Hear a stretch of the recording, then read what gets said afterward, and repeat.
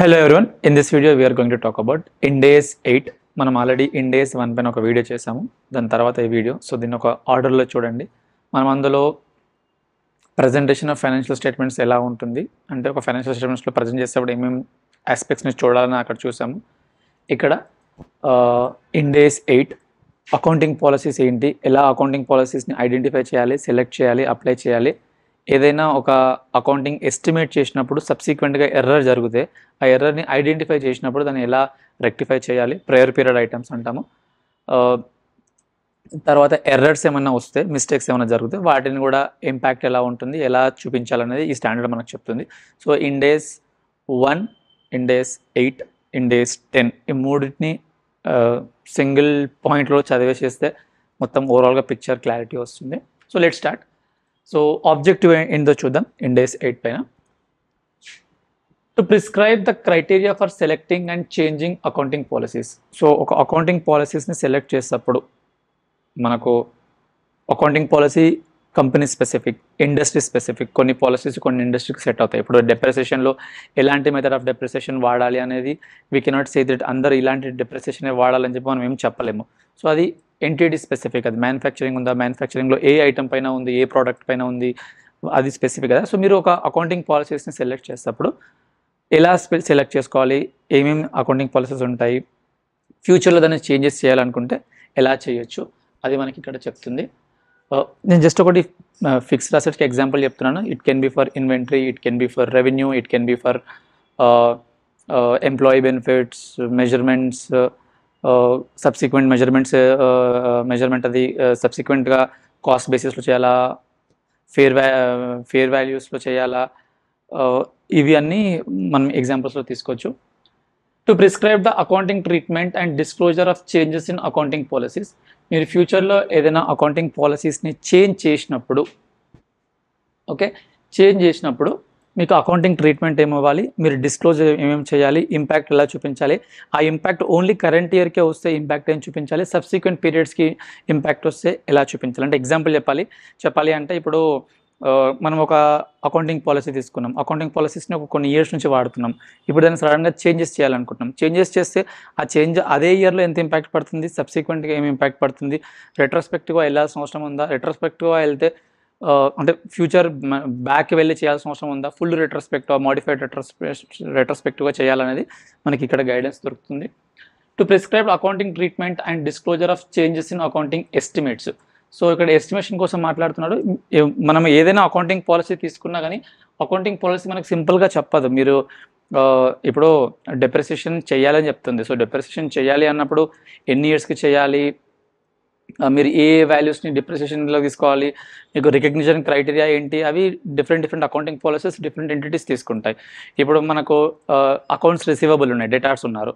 So డెటార్స్లో మనం ఎంత percentage పెట్టుకోవాలి, క్రెడిట్ లాస్ మెథడ్ అంటాం, అందులో ఏ పర్సంటేజ్ తీసుకోవాలి, అవన్నీ మనం ఎస్టిమేషన్ బేసిస్లోనే చేస్తాం. ఇప్పుడు మనకు ఒక ప్రోడక్ట్ అమ్మేస్తున్నాము, మనం ఒక మ్యానుఫ్యాక్చరింగ్ ఎంటిటీ అనుకుందాం, మనం ఒక ప్రోడక్ట్ని అమ్మేస్తున్నాము. సో ప్రోడక్ట్ అమ్మేసిన తర్వాత ఒక ప్రొవిజన్ పెట్టాలనుకుంటాం, ఎందుకంటే మనం వారంటీ కోసం వాళ్ళు మళ్ళీ మన దగ్గరకు వస్తారు కాబట్టి ఆ ప్రొవిజన్ ఏ పర్సంటేజ్లో పెట్టాలి, మన ఎక్స్పీరియన్స్ ఎంత ఉంది, it depends upon various factors. Me previous history ఎలా ఉంది, మీ ఇండస్ట్రీ ఎలా ఉంది, మీరు ఎంత ఎక్స్పెక్ట్ చేస్తున్నారు, మీ నాలెడ్జ్ ఎంత ఉంది ఆ స్పెసిఫిక్ ఏరియా పైన, ఇవన్నీ డిటర్మైన్ చేస్తాయి. సో ఇక్కడ అది చెప్తుంది మీరు ఏదైనా ఒక అకౌంటింగ్ ఎస్టిమేట్ చేస్తున్నప్పుడు దానికి ఇంపాక్ట్ ఎలా పడుతుంది, ఏమేమి డిస్క్లోజ్ చేయాలి మీరు ఎస్టిమేట్ చేసినప్పుడు. To prescribe the accounting treatment and disclosure of correction of errors. మీరు ఏదో ఒక ఎర్రర్స్ అంటే కూడా డిఫైన్ చేస్తారు, ఏమేమి వాటిని ఎర్రర్స్ అని చెప్పేసి. ఏదో మనకు తెలియకుండా లేకపోతే మన దగ్గర ఇన్ఫర్మేషన్ ఉన్నా కానీ మనం దాన్ని కరెక్ట్గా సెర్చ్ చేయకుండా ఏదో ఒక పాలసీని మనం పెట్టేసుకున్నాము, ఒక ఎర్రర్ జరిగిపోయింది, ఫ్యూచర్లో ఆ ఎర్రర్ని మనం రెక్టిఫై చేయాలనుకుంటున్నాము. రెక్టిఫై చేస్తున్నప్పుడు కూడా మీరు దాన్ని అకౌంటింగ్ ట్రీట్మెంట్ ఎలా ఇవ్వాలి అంటే లాస్ట్లో ఒక 2 years బ్యాక్ జరిగిన ఎర్రర్ని ఇప్పుడు చూపెడుతున్నప్పుడు మనం కంపారిటివ్స్లో కూడా మార్చాలి. సో కంపారిటివ్స్ మార్చినప్పుడు దాన్ని ఓపెనింగ్ బ్యాలెన్స్ షీట్ కూడా మార్చాలి. ఇవన్నీ ఆస్పెక్ట్స్ మనకి స్టాండర్డ్ చెప్తుంది. సో ఈ స్టాండర్డ్ని మనం సింపుల్గా ఒక ఎగ్జామినేషన్ పాయింట్ ఆఫ్ వ్యూలో కాకుండా ఉన్న ఫుల్ స్ట్రక్చరల్గా చూస్తే you will enjoy it. And correction అంటే ఇప్పుడు అకౌంటింగ్ పాలసీస్ కావచ్చు, అకౌంటింగ్ ఎస్టిమేట్స్ కావచ్చు, కరెక్షన్ ఆఫ్ ఎర్రర్స్ కావచ్చు, ఈ మూడింటికి క్లియర్గా చెప్తుంది మీరు అది జరిగినప్పుడు అకౌంటింగ్గా ఎలా చూపించాలి, నంబర్ వైజ్గా ఎలా చూపించాలి, ఎలా ప్రజెంట్ చేయాలి, ఏం డిస్క్లోజ్ చేయాలి అనేది ఇక్కడ అర్థమవుతుంది. To provide better base of interfirm and interfirm comparison. So obviously so ఎప్పుడైనా తప్పు జరిగింది అన్నప్పుడు మనము ఈ ఇయర్లో తప్పును కరెక్షన్ చేస్తాం. అట్ ద సేమ్ టైం ఇది 2 years బ్యాక్ జరిగిన తప్పు అయితే 2 years బ్యాక్ కూడా కరెక్షన్ చేస్తాం. సో కరెక్షన్ చేసినప్పుడు మనం రెండింటిని ఎట్లా కంపేర్ చేస్తాం? ఇప్పుడు మనము బ్యాలెన్స్ షీట్ చేసినప్పుడు కరెంట్ ఇయర్ ఫిగర్స్ పెడతాం, దాని పక్కకి ప్రీవియస్ ఇయర్ ఫిగర్స్ పెడతాం, రెండింటిని కంపేర్ చేయాలని అనుకుంటున్నాము. కానీ లాస్ట్ ఇయర్ ఫైనాన్షియల్స్లో మిస్టేక్ జరిగింది. సో మిస్టేక్ జరిగినప్పుడు అది కూడా మార్చాలి. సో ఇవి ఇక్కడ చెప్తుంది. అంటే మనము మన కంపెనీది ప్రీవియస్ ఇయర్ పర్ఫార్మెన్స్తో కంపేర్ చేసేటప్పుడు కావచ్చు, లేదంటే మన కంపెనీది మన సెక్టర్లో మన ఫీల్డ్లో ఉన్న ఇంకొక కంపెనీ ఇంకొక కాంపిటీటర్ తోటి కంపారిజన్ కావచ్చు. ఇది మనకు హెల్ప్ చేస్తుంది, కరెక్ట్గా బేస్ ఇస్తుంది. So that is the objective behind this standard. And coming to the scope, like what it covers, it shall be applied in selecting and applying accounting policies. ఏదైనా ఒక accounting policies మీరు select చేసుకోవాలనుకుంటే ఈ స్టాండర్డ్కి రండి. Accounting for changes in accounting policies, మీరు ఏదైనా accounting policies select చేసుకొని ఫ్యూచర్లో దాన్ని సబ్సిక్వెంట్గా చేంజ్ చేయాలనుకుంటే ఎలా అకౌంట్ చేయాలి. Accounting for changes in accounting estimates, ఒక ఎస్టిమేట్ చేశారు, ఫ్యూచర్లో దాని ఎస్టిమేషన్ మారిపోయింది, మీకు ఎక్స్పీరియన్స్ వచ్చింది, కొత్త నాలెడ్జ్ వచ్చింది, కొత్త డేటా వచ్చింది, కొత్త ఎక్విప్మెంట్ వచ్చింది, దాన్ని ఇంకా అనలైజ్ చేయడానికి అన్నప్పుడు definitely you have to make a change in your own estimation. దాన్ని ఎలా అకౌంట్ చేయాలనేది ఈ స్టాండర్డ్ మనకు చెప్తుంది. Accounting for corrections of a prior period, so 2-3 years back కావచ్చు ఏదైనా ఒక ఎర్రర్ జరిగినప్పుడు దాన్ని ఎలా కరెక్షన్ చేయాలి, ఎలా దాన్ని అకౌంటింగ్ చేయాలనేది మనకి స్టాండర్డ్ గైడెన్స్ ఇస్తుంది. However, tax effects of retrospective application of accounting policies changes and correction of prior period errors are not dealt with in this standard. It will be dealt in Ind AS 12. So మనకు income tax కోసం separate ఒక Ind AS ఉంది, మనం దాన్ని కూడా రాబోయే సెషన్స్లో చేద్దాం. So ఇక్కడ ప్రియర్ పీరియడ్లో ఏ మిస్టేక్స్ జరిగినా, ఏ ఎస్టిమేషన్ మార్చిన, అకౌంటింగ్ పాలసీస్ చేసినా కానీ అన్నీ ఇక్కడ the standard will explain you what all to present, what to account, what to disclose. But ఆ ప్రియర్ పీరియడ్కి సంబంధించిన డిఫర్డ్ ట్యాక్స్లో కానీ కరెంట్ ట్యాక్స్లో కానీ ఏమి ఇంపాక్ట్ ఇవ్వాలనేది ఈ స్టాండర్డ్ సైలెంట్గా ఉంది, ఎందుకంటే దానికోసం ఎక్స్క్లూజివ్గా Ind AS 12 ఉంది కాబట్టి అక్కడ చెప్తుందని అర్థం చేసుకోవచ్చు. కొన్ని డెఫినేషన్స్ చూద్దాం. కొన్ని definitions again not so important for examination, for our own understanding. Prior period errors are omissions. Prior period errors అంటే ఏంటి? ప్రయర్ పీరియడ్, పేరులోనే ఉంది ప్రయర్ అంటే లాస్ట్ జరిగిపోయిన కాలం. Prior period errors are omissions from or misstatement in the entity's financial statements. Omissions from అంటే last year అంతకన్నా ముందు ఇయర్లోనూ ఏదో అకౌంట్ చేయడం మర్చిపోయాం, అంటే అప్పట్లో ఏదో ఒక ఫిక్స్డ్ అసెట్ పర్చేస్ చేసాము కానీ దాన్ని ఫిక్స్డ్ అసెట్గా కాకుండా ఎక్స్పెండిచర్గా చూపించుకున్నాం, లేకుంటే ఆల్ టుగెదర్ దాన్ని అకౌంటింగే చేయలేదు, వాళ్ళు ఎట్లా దాన్ని మ్యాచ్ చేశారో ఇంకా వాళ్ళకే తెలియాలి. సో అట్లా ఏదైనా ఒక ఒమిట్ అయిపోయింది, లేదంటే మిస్స్టేట్మెంట్ ఇన్ అంటే అందులో ఎవరో ఒక ఫ్రాడ్ చేయడం వల్లనో లేకుంటే ఇంకేదో ఇన్ఫర్మేషన్ వల్లనో మిస్గా అంటే దాన్ని తప్పుగా ఇంటర్ప్రెట్ చేసేసుకొని అందులో తీసుకొచ్చారు. In the entity's financial statements for one or more prior periods arising from failure to use or misuse or reliable information.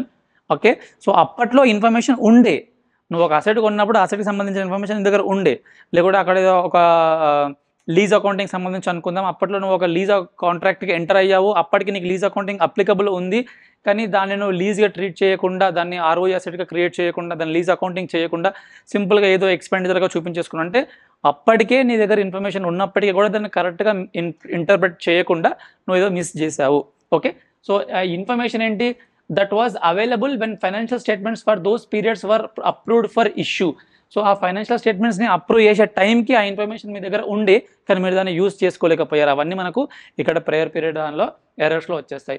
Could reasonably be expected to have been obtained and taken into account in the preparation and presentation of those financial statements.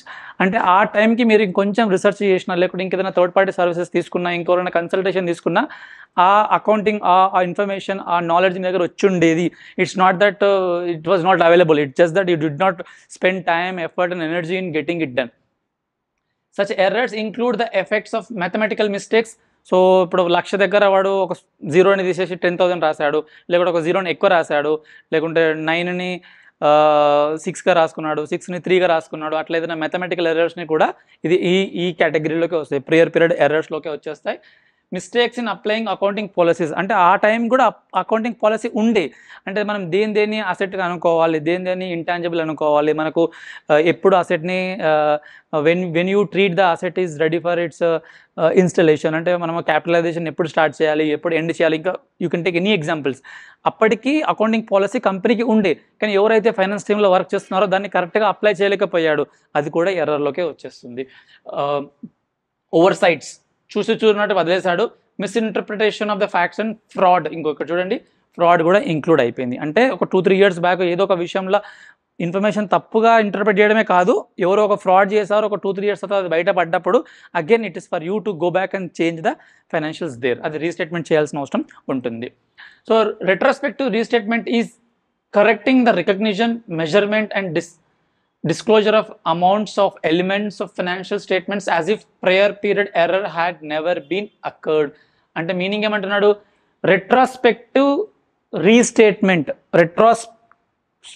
Restatement అంటే మీరు already గడిచిన కాలంలో financial statements already publish అయిపోయాయి, audit అయిపోయాయి, నువ్వు ఎవరెవరికి ఇచ్చుకోవాలో వాళ్ళందరికీ ఇచ్చేసుకున్న financial స్టేట్మెంట్స్లో తర్వాత నీకు తెలిసింది అక్కడ ఏదో పెద్ద మేజర్స్ మెటీరియల్ ఫ్రాడ్ జరిగింది, ఎర్రర్ జరిగింది, మిస్టేట్మెంట్ జరిగింది అన్నప్పుడు you are going back there and making the changes as if the error has not been occurred. అంటే ఆ ఫ్రాడ్ జరుగుండకపోయిండుంటే ఫైనాన్షియల్ స్టేట్మెంట్స్ ఎలా ఉండేది, అక్కడ అకౌంటింగ్ కరెక్ట్గా చేసిండుంటే, అక్కడ లీజ్ అకౌంటింగ్ కరెక్ట్గా ప్రాపర్గా అకౌంట్ చేసిండుంటే, అంటే ఎవరైతే ఓవర్ సైట్ చేశారో, ఎవరైతే మిస్రిప్రజెంట్ చేశారో వాళ్ళు ఓవర్ సైట్ చేసి ఉండకుండా, మిస్రిప్రజెంటేషన్ చేయకుండా, లేకపోతే ఫ్రాడ్ చేయకుండా ఉండుంటే ఫైనాన్షియల్ స్టేట్మెంట్స్ ఎలా ఉండుండేదో అలా చేయడాన్ని మనము retrospective restatement of financial statements అని అంటాం. సో ఇంప్రాక్టికబిలిటీ కోసం నేను ఇండేస్ 1లోనే క్లియర్గా చెప్పాను. I hope that you are watching that video also. Impracticability అంటే మనకు ఉన్న రిసోర్సెస్ ప్రకారము, ఎనర్జీ ప్రకారము, టైం ప్రకారము you are making all the efforts that is possible for someone to make, but it is not practicable for you to apply some accounting policy అన్నప్పుడు మనం దాన్ని impracticable అంటాం. అంటే మనకు ఒక డేటా ఉండకపోవచ్చు. ఇప్పుడు మనము ఇన్వెంటరీ వాల్యుయేషన్ మనం ఏమనుకుంటాం, cost or NRV which or is lower అని, లేదంటే ఆ వాల్యుయేషన్కి ఒక మెథడ్ వాడుకుంటాము. సో మేబీ అలా ఇన్వెంటరీని వాల్యూ చేయడానికి కావాల్సిన ఇన్ఫర్మేషన్ను ఆ టైంలో క్యాప్చర్ కాలేదేమో. అంటే నేను అప్పట్లో మేబీ ఒక డిఫరెంట్ అకౌంటింగ్ సాఫ్ట్వేర్ వాడేవాడిని, అప్పుడు అంత డీటెయిల్డ్ ఇన్ఫర్మేషన్ని నా సిస్టమ్ క్యాప్చర్ చేయలేకపోయింది, బట్ ఇప్పుడు ఇంకా డీటెయిల్గా క్యాప్చర్ చేస్తుంది. So even if I make a full fledged effort to go back and correct my financial statements which are already concluded, it is not practicable for me to go back there. అలాంటి సిచ్యువేషన్లో మనం impracticable అని అంటాము. Again will come back this again if required. తర్వాత accounting policies కోసం మనం మాట్లాడుకుందాం. Selection and application of accounting policies when an Ind AS specifically applies to a transaction or other event or condition, the accounting policy or policies applied to that item shall be determined by applying the Ind AS. అంటే ఏదో ఒక first nature of item మీరు first time మీరు enter అవుతున్నారు అంటే, example చెప్పడానికి ఒక కొత్తగా ఫస్ట్ టైం మీరు లీజ్లోకి ఎంటర్ అవుతున్నారు అంటే, ఇప్పటి వరకు ఒక 4-5 years అయిపోయింది అనుకుందాం మీరు బిజినెస్ పెట్టి, అప్పటి వరకు ఎక్కడ లీజ్ ఎంటర్ అవ్వలేదు. ఓకే, సో ఎప్పుడు లీజ్ ఎంటర్ అవ్వట్లేదు అన్నప్పుడు మీకు లీజ్ అకౌంటింగ్ సంబంధించి మీకు అవసరమే లేదన్నా, దాన్ని అనలైజ్ చేయడం కానీ, అర్థం చేసుకోవడం కానీ, రికార్డ్స్ చేయడం కానీ ఏం అవసరం లేదు. సో ఎప్పుడైనా ఒక కొత్త Ind AS మీకు అప్లై అయినప్పుడు ఆ Ind AS క్లియర్గా చెప్తుంది మీరు ఫస్ట్ టైం ట్రాన్సాక్షన్ చేసుకోవాలి, ఏ అకౌంటింగ్ పాలసీస్ పెట్టుకోవాలి, ఎలా పెట్టుకోవచ్చు, బేసిస్ అక్కడే దొరికేస్తుంది. Ind AS narrates that the importance of accounting policies, but Ind AS 1 narrates the importance of accounting policies. So మనకి Ind AS 1లో క్లియర్గా చెప్తుంది, మనం ప్రజెంటేషన్ ఆఫ్ ఫైనాన్షియల్ స్టేట్మెంట్స్లో ఒక ఫైనాన్షియల్ స్టేట్మెంట్స్కు రిలయబిలిటీ తేవడానికి, యూజర్స్కి అండర్స్టాండబిలిటీ తేయడానికి మీరు ఏమేమి పెడితే బాగుంటుంది అనేది Ind AS 1 చెప్తుంది. Ind AS 8కి వచ్చేసరికి ఆ అకౌంటింగ్ పాలసీస్ని ఎలా సెలెక్ట్ చేసుకోవాలనేది ఇక్కడ చెప్తుంది. Ind AS 8 goes a step further and gives a guidance to the entities as to how to select and apply the accounting policies. Accounting policies ఎందుకు పెట్టాలి, పెట్టడం వల్ల ఏం మంచి జరుగుతుంది అని చెప్పేది Ind AS 1. Ind AS 8కి వచ్చేసరికి దాన్ని ఎలా సెలెక్ట్ చేసుకోవాలి, ఏమేమి పారామీటర్స్ని కన్సిడర్ చేసుకోవాలనేది Ind AS 1లో డీటెయిల్గా చెప్తారు. సో ఇక్కడ కొన్ని క్వశ్చన్స్ ఇచ్చారు. బేసిస్ ఆఫ్ అకౌంటింగ్, క్యాష్ బేసిస్లో వెళ్ళాలా, అక్రూవల్ బేసిస్లో వెళ్ళాలా, హైబ్రిడ్లో వెళ్ళాలో, అది కూడా ఒక టైప్ ఆఫ్ అకౌంటింగ్ పాలసీస్. అది మీరు డిసైడ్ చేసుకోండి, మీకున్న బిజినెస్ ప్రకారం క్యాష్ బేసిస్లో వెళ్తారా, అకౌంటింగ్లో వెళ్తారా, లేకపోతే కొంచెం ఇదిగా చేస్తారనేది ఇక్కడ అర్థమవుతుంది. Method of determination of cost of inventories, FIFO method of inventory వెళ్తారా, specific identification or weighted average. So ఇన్వెంటరీని ఎలా వాల్యుయేట్ చేస్తారనేది సెలెక్ట్ చేసుకోవడం కూడా మీ అకౌంటింగ్ పాలసీస్లోకి వచ్చేస్తుంది. What is included in cash equivalents and what is excluded from cash equivalents? So cash and cash equivalents కోసం మాట్లాడినప్పుడు మనకు కొన్ని ఐటమ్స్ మనం ఈ ఒక బేసిస్ మనం సెట్ చేసుకుంటాం. మాకున్న ఆపరేటింగ్ సైకిల్ ప్రకారం, మాకున్న బిజినెస్ ప్రకారము మేము ఇక్కడ ఇన్వెస్ట్ చేస్తాము, ఇక్కడ షార్ట్ టర్మ్స్లో చేస్తాము, ఇక్కడ ఈక్విటీస్లో చేస్తాము, డెరివేటివ్స్లో పెడతాము, కొన్ని రిస్ట్రిక్టెడ్ అమౌంట్లో ఉంటుంది, అన్రిస్ట్రిక్టెడ్ అమౌంట్లో ఉంటుంది. So India's it self will give some open items. అందులో మనం we can make a selection. Okay, మేము ఈ అకౌంట్లో ఈ బ్యాంక్లో మేము ఈ పాలసీ పెట్టుకుంటున్నాము, మేము ఇన్ని రోజుల వరకు తీయకపోతే we can say this is cash and cash equivalent. ఇది కొంచెం రిస్ట్రిక్టెడ్ మోడ్లో ఉంది, this is under the purview of some regulatory authority. So we would not want this item to be coming under cash and cash equivalent. We would rather come happy to make it under some non current asset అయి ఉండొచ్చు, లేకపోతే ఇంకేదైనా financial asset అయి ఉండొచ్చు. అట్లా పెట్టాలని అనుకుంటే you can make that accounting policy clear for your organization.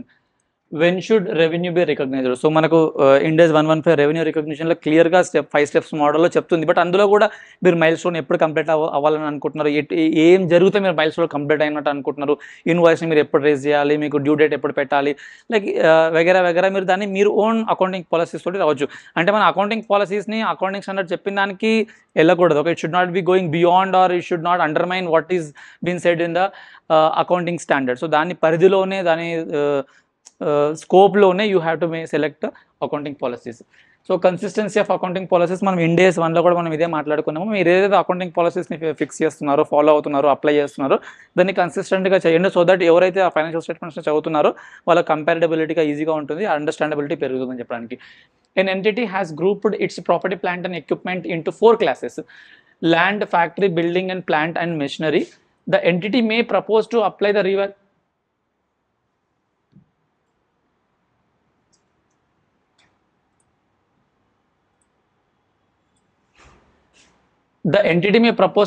revaluation model only to land. It need not apply this model to building, plant or machinery. So వాళ్ళు ఏమంటారు అంటే, ఇప్పుడు ప్రాపర్టీ, ప్లాంట్ అండ్ ఎక్విప్మెంట్ అంటే మనకు different టైప్స్గా ఉంటాయి. Land, factory, building, plant, machinery and furniture. So ఇది ఒక different segments అనుకుందాం. ఇప్పుడు నాకు ల్యాండ్, నేను ఓన్లీ ల్యాండ్కి రీవాల్యుయేషన్ చేయొచ్చు అంటే చేయొచ్చు, ఎందుకంటే ఓన్లీ ల్యాండ్ రేటు పెరగొచ్చు. ఇప్పుడు మిగతా ఫ్యాక్టరీస్, మిగతా ఫర్నిచర్స్, మిగతా మెషినరీస్, ప్లాంట్, వీటికి రేట్లు పెరుగుండకపోవచ్చు. Okay, that might not be giving an indication why you should go for a valuation. So if the company decides that okay we want to revalue only the land, that's fine.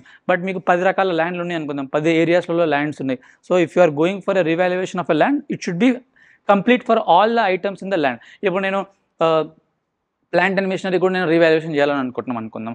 Then I have to, ఇప్పుడు నాకు ఒక plant and machinery ఒకటి ఢిల్లీలో ఉంది, ఒకటి ముంబైలో ఉంది, ఇంకొకటి ఎక్కడనో వేరే కర్ణాటకలో ఇక్కడ ఉంది అనుకుంటే I should apply it for all the things. అంతేగాని నాకు ఓకే హైదరాబాద్లో రేటు పెరుగుతాయి అంటే నేను only Hyderabad plant and machinery నేను రీవాల్యూ చేస్తాను, మిగతా వాటిని రీవాల్యూ చేయను, అట్లా చేయకూడదు. Index to inventories requires that the inventory be valued at lower of cost or net realizable value. In identifying cost, it allows alternative cost formulas. So Index to valuation of inventory క్లియర్గా చెప్పేస్తుంది. ఏమంటుంది, మీరు cost or net realisable value ఏదైనా whichever is lower వాడుకోవచ్చు. కాకపోతే ఆ కాస్ట్ని ఎట్లా మీరు క్యాలిక్యులేట్ చేస్తారంటే it can be FIFO, it can be weighted average అని చెప్పి. So the same cost formula must be applied to items of inventory having similar nature, use, but a different cost formula can be applied to a different classification of inventory. ఇప్పుడు మనకు ఒక పెద్ద group of companies ఉంది, మనం అందులో ఒక beverages ఒక segment అనుకుందాం. బెవరేజెస్, కూల్ డ్రింక్స్ దానికి సంబంధించి ఒకటి ఉంది, ఒక సిమెంట్కి సంబంధించి ఇంకొకటి ఉంది అనుకుందాం, ఒక పైప్ లైన్స్కి సంబంధించి ఇంకొకటి ఉంది. సో ఇప్పుడు డిఫరెంట్ ఇన్వెంటరీస్ ఉన్నాయి. సో ఇప్పుడు నేను ఇది బెవరేజెస్కి ఫాస్ట్గా మూవింగ్ అవుతుంది. ఓకే, లేకపోతే ఇంకా నేను కన్జ్యూమర్ గుడ్స్లో, ఎఫ్ఎంసీజీలో కూడా మనకి ఇంకొక సెక్టర్ ఉంది అనుకుందాం, వాటికి వేరే మోడల్ వాడచ్చు, వేరే కాస్ట్ ఫామ్లో వాడచ్చు. బెవరేజెస్కి అంటే లైక్ దీనికి దానికి ఒకటే వాడచ్చు, లేదంటే ఇప్పుడు సిమెంట్ ఫ్యాక్టరీ ఉంది, దానికి నేను వేరే కాస్ట్ ఫామ్లో వాడచ్చు, because what is relevant in that particular industry. So they are saying that okay నువ్వు ఫస్ట్ ఎగ్జాంపుల్ ప్రకారం ఇది ఇప్పుడు ప్రాపర్టీ ప్లాంట్ అండ్ ఎక్విప్మెంట్లో నువ్వు ఒక సెగ్మెంట్కి ఒక క్లాస్కి నువ్వు రీవాల్యుయేషన్ మోడల్ అప్లై చేయాలంటే అన్నిటికీ చేయాలన్న అవసరం ఏం లేదు, బట్ అందులో ఉన్న అన్నిటికీ చెయ్యి, అందులో క్లాస్లో ఉన్న అన్నిటికీ చెయ్యి. అట్లాగే ఇప్పుడు ఇన్వెంటరీస్లో కూడా ఇప్పుడు నాకు 3-4 బిజినెసెస్ ఉన్నాయి. 3-4 బిజినెసెస్లో ఒక టైప్ ఆఫ్ బిజినెస్కి నాకు FIFO మెథడ్ బాగా సెట్ అవుతుంది, ఇంకొక దానికి స్టాండర్డ్ కాస్టింగ్ బాగా సెట్ అవుతుంది, ఇంకొక దానికి ప్రాబబ్లీ వెయిటెడ్ యావరేజ్ బాగా సెట్ అవుతుంది. Okay, so depending upon which sector it is. So అప్పుడు నేను ఒక్కొక్క దానికి ఒక్కొక్క కాస్ట్ ఫార్ములా పెట్టుకోవచ్చు. That is nothing against the standard. So changes in accounting policies, మనం ఎప్పుడు అకౌంటింగ్ పాలసీస్ని మార్చుకోవచ్చు ఇక్కడ చెప్తుంది, కొంచెం దీన్ని హైలైట్ చేసుకోండి. అంటే not so important but it is useful in the further sessions. An entity shall change an accounting policy only if the change is required by Ind AS. So ఇండేస్లో ఆ అకౌంటింగ్ పాలసీస్ మీరు ఇప్పటివరకు ఒక రకమైన అకౌంటింగ్ పాలసీస్ పెట్టుకున్నారు మీరు revenue రికగ్నిషన్కి, but ఇప్పుడు నేను ఇండేస్ 115 రెవెన్యూ రికగ్నిషన్ ప్రకారము నాకు ఇవే మీరు ఫాలో అవ్వాలి అనుకున్నప్పుడు definitely you have to make a change. Or results in the financial statements or providing reliable, more relevant information about the effects of transactions, other events and conditions on the entity's financial position, financial performance or cash flows. అంటే రెండు సందర్భాలలో మీరు accounting పాలసీస్ని మార్చుకోవచ్చు. ఒకటి ఏదైనా Ind AS స్పెసిఫికల్గా చెప్తుంది మీకు ఈ అకౌంటింగ్ పాలసీస్ మీరు ఏదైతే ఈ ఓల్డ్ సిస్టమ్ ప్రకారం వాడుతున్నారో, ఐగ్యాప్ ప్రకారం వాడుతున్నారో అది ఈ కొత్త Ind ASలో లేదు అనుకున్నప్పుడు definitely you have to go with the what is suggested in that particular Ind AS. Second thing, only if the change in the accounting policy will enable you to present your financial statements in a better, అంటే దాని ప్రజెంటేషన్కి ఇంకా ఈజీగా అవుతుంది. Financial statements కావచ్చు, financial performance కావచ్చు, position కావచ్చు, cash flows కావచ్చు. Meaning ఏంటంటే నేను ఈ అకౌంటింగ్ పాలసీస్ వాడడం వల్ల నా ఫైనాన్షియల్ రిలయబిలిటీ పెరుగుతుంది, అండర్స్టాండబిలిటీ పెరుగుతుంది, యూస్ఫుల్నెస్ టు ద ఇండివిజువల్స్కి పెరుగుతుంది అన్నప్పుడు పెట్టొచ్చు, Ind AS చెప్తే పెట్టొచ్చు. అంతేకాని రిక్వైర్డ్ బై లా అనేది లేదు. మనకు ముందు మన పాత AS 5 ప్రకారం వెళ్ళి చూస్తే అక్కడ ఏమంటుంది, if it is required by statutory there can be a change in the accounting policy అని ఉంది. ఇక్కడ రిక్వైర్డ్ బై లా లేదు. సో దట్ ఈస్ అగైన్ కంపారిజన్లో మీకు అది వచ్చేస్తుంది పాయింట్. సో ఒక ఎగ్జాంపుల్ చూద్దాం. Ind AS 27 separate financial statements, investments in subsidiaries, associates and joint ventures are accounted for in equity entities separate financial statements at a cost or fair value. మనం ఇది Ind AS 27 వచ్చినప్పుడు again will come back to this. I think నేను already ఒక video కూడా చేశాను, but if you want you can watch that also. మనము ఏదైనా ఒక కంపెనీలో ఇన్వెస్ట్ చేసాము, ఒక అసోసియేట్లో, సబ్సిడరీస్లో ఆర్ జాయింట్ వెంచర్స్లో చేసినప్పుడు దాన్ని మనం కాస్ట్ బేసిస్లో కానీ ఫేర్ వాల్యూ బేసిస్లో కానీ చేస్తాము. So assume that the entity decides to change it's policy of measuring investments in subsidiaries from cost to fair value in accordance with the Ind AS 109, as this will result in the financial statements providing reliable and more relevant information. అంటే ఈ Ind AS రాకముందు మన దగ్గర చాలా subsidiaries ఉన్నాయి, చాలా investments ఉన్నాయి, are joint ventures ఉన్నాయి. మనం అందులో చేసిన ఇన్వెస్ట్మెంట్స్ మనం కాస్ట్గా చూపించుకుంటాం. That was our accounting policy. మేము ఏం జరిగినా కాస్ట్గా చూపించుకుంటాం అని చెప్పేసి. కానీ మనకు Ind AS 109 ఏం చెప్తుందంటే మనకు దానిలో బెటర్ రిప్రజెంటేషన్కి మీరు ఫేర్ వాల్యూ మెథడ్కి వెళ్ళొచ్చు, ఈక్విటీ మెథడ్కి వెళ్ళొచ్చు అని చెప్తుంది. సో ఇలా ఫాలో అవ్వడం వల్ల, ఇలా అకౌంటింగ్ పాలసీ చేంజ్ చేయడం వల్ల it is eventually leading to A better presentation of financial statements, better true and fair view కూడా కనిపిస్తుంది. కాబట్టి దిస్ ఈజ్ అలౌడ్. ఒక చిన్న ఎగ్జాంపుల్గా చెప్పాడు, మేబీ దానిపైన ఒక క్వశ్చన్ కూడా ఫ్రేమ్ చేయొచ్చు. The following are not changes in accounting policies. ఇప్పటివరకు మనం what are all comes under change in the accounting policies చూసాం. ఇప్పుడు ఇక్కడ ఏమీ అకౌంటింగ్ పాలసీస్ కాదు. Application of an accounting policy for transactions or events and conditions that differ in substance from those previously occurred. అంటే ఇప్పటివరకు నేను enter అవుతున్న transactions వేరు, ఇప్పటివరకు నేను ఎంటర్ అవుతున్న ఈవెంట్స్ వేరు, డిస్క్లోజర్స్ వేరు. ఇప్పుడు ఏదైతే వస్తుందో that is the absolutely new thing for me. అలాంటిది ఇప్పుడు నేను మనకు క్లోత్ షోరూమ్ ఉందనుకుందాం, క్లోత్ టెక్స్టైల్ ఇండస్ట్రీలో మనం ఒక క్లోత్స్ని మనము మ్యానుఫ్యాక్చరింగ్ చేస్తాము and will distribute, we have many dealers అనుకుందాం ఎగ్జాంపుల్కి. సో మనం ఏం చేసేవాళ్ళంటే అంతకుముందు మనము డిఫరెంట్ డిస్ట్రిబ్యూటర్స్ని సెలెక్ట్ చేసుకొని అక్కడ మనము రూమ్స్ని, ప్లేసెస్ని రెంట్కి తీసుకునే వాళ్ళము. రెంట్కి తీసేసుకొని వాళ్ళకి సింపుల్గా రెంట్ పే చేయడం, పర్ మంత్కి రెంట్ పే చేయడము, అలాగే చూపించుకునే వాళ్ళం. బట్ ఫస్ట్ టైం మనం ఏమనుకుంటామంటే అట్లా నేను రెంట్కి తీసుకోవడం ఎందుకు, ఒక 5 yearsకి 10 yearsకి మేము ఒక ల్యాండ్ని లీజుకి తీసేసుకుందాం అని చెప్పి మనం ఫస్ట్ టైం అనుకుంటాం. ఇప్పుడు మనకు జూడియో అలాంటివి ఎలా వచ్చి ఒక పెద్ద ల్యాండ్ని తీసుకొని మంచిగా డెవలప్ చేసి మంచి బిల్డింగ్ మంచి ఇన్ఫ్రాస్ట్రక్చర్ కంప్లీట్ చేసేసి ఒక మంచి హబ్ లాగా పెట్టేసేస్తున్నాం, so that everybody comes there and do the shopping. అలాగే మనం ఒక థాట్తో వచ్చాం. అంటే ఇంతకుముందు నేను తీసుకున్నవన్నీ చిన్న చిన్న షోరూమ్స్, చిన్న చిన్న షాప్స్ రెంట్ బేసిస్ పైన అయిపోయాయి కాబట్టి నాకు సింపుల్గా P&Lలో రెంట్గా నేను ఒక డెబిట్ చేసేసుకున్నాను. కానీ ఫస్ట్ టైం నేను ఒక పెద్ద ల్యాండ్ని ఒక like almost like 1 acre piece of ల్యాండ్ని దాన్ని కన్స్ట్రక్షన్ లీజుకి తీసుకొని దాన్ని కన్స్ట్రక్షన్ చేసుకొని అలా చేస్తున్నప్పుడు that is a absolutely new transaction for me. So ఇప్పుడు నేను లీజ్ అకౌంటింగ్ ప్రకారం దాన్ని చూడాలి. లీజ్ ఎన్ని ఇయర్స్ మనకు రైట్స్ ఉంటాయి, కంట్రోలబిలిటీ ఎంత ఉంటుంది, సబ్స్టిట్యూట్ రైట్స్ ఎంత ఉన్నాయి, ఇవన్నీ ఆ కోణంలో చూసి మనం అది లీజా కాదా డిసైడ్ చేసి అందులో ROE అసెట్ ఎంత ఉంది, ఎంత లేదు, లైబిలిటీ ఎలా ఉంది, ఏ interest rate, a discount rate, ఎలా ఫ్యాక్టరింగ్ చేయాలి, ఎలా అమౌంటైజ్ చేయాలి, ఎలా ప్రజెంట్ చేయాలి అన్నది ఫస్ట్ టైం ఆలోచిస్తున్నా.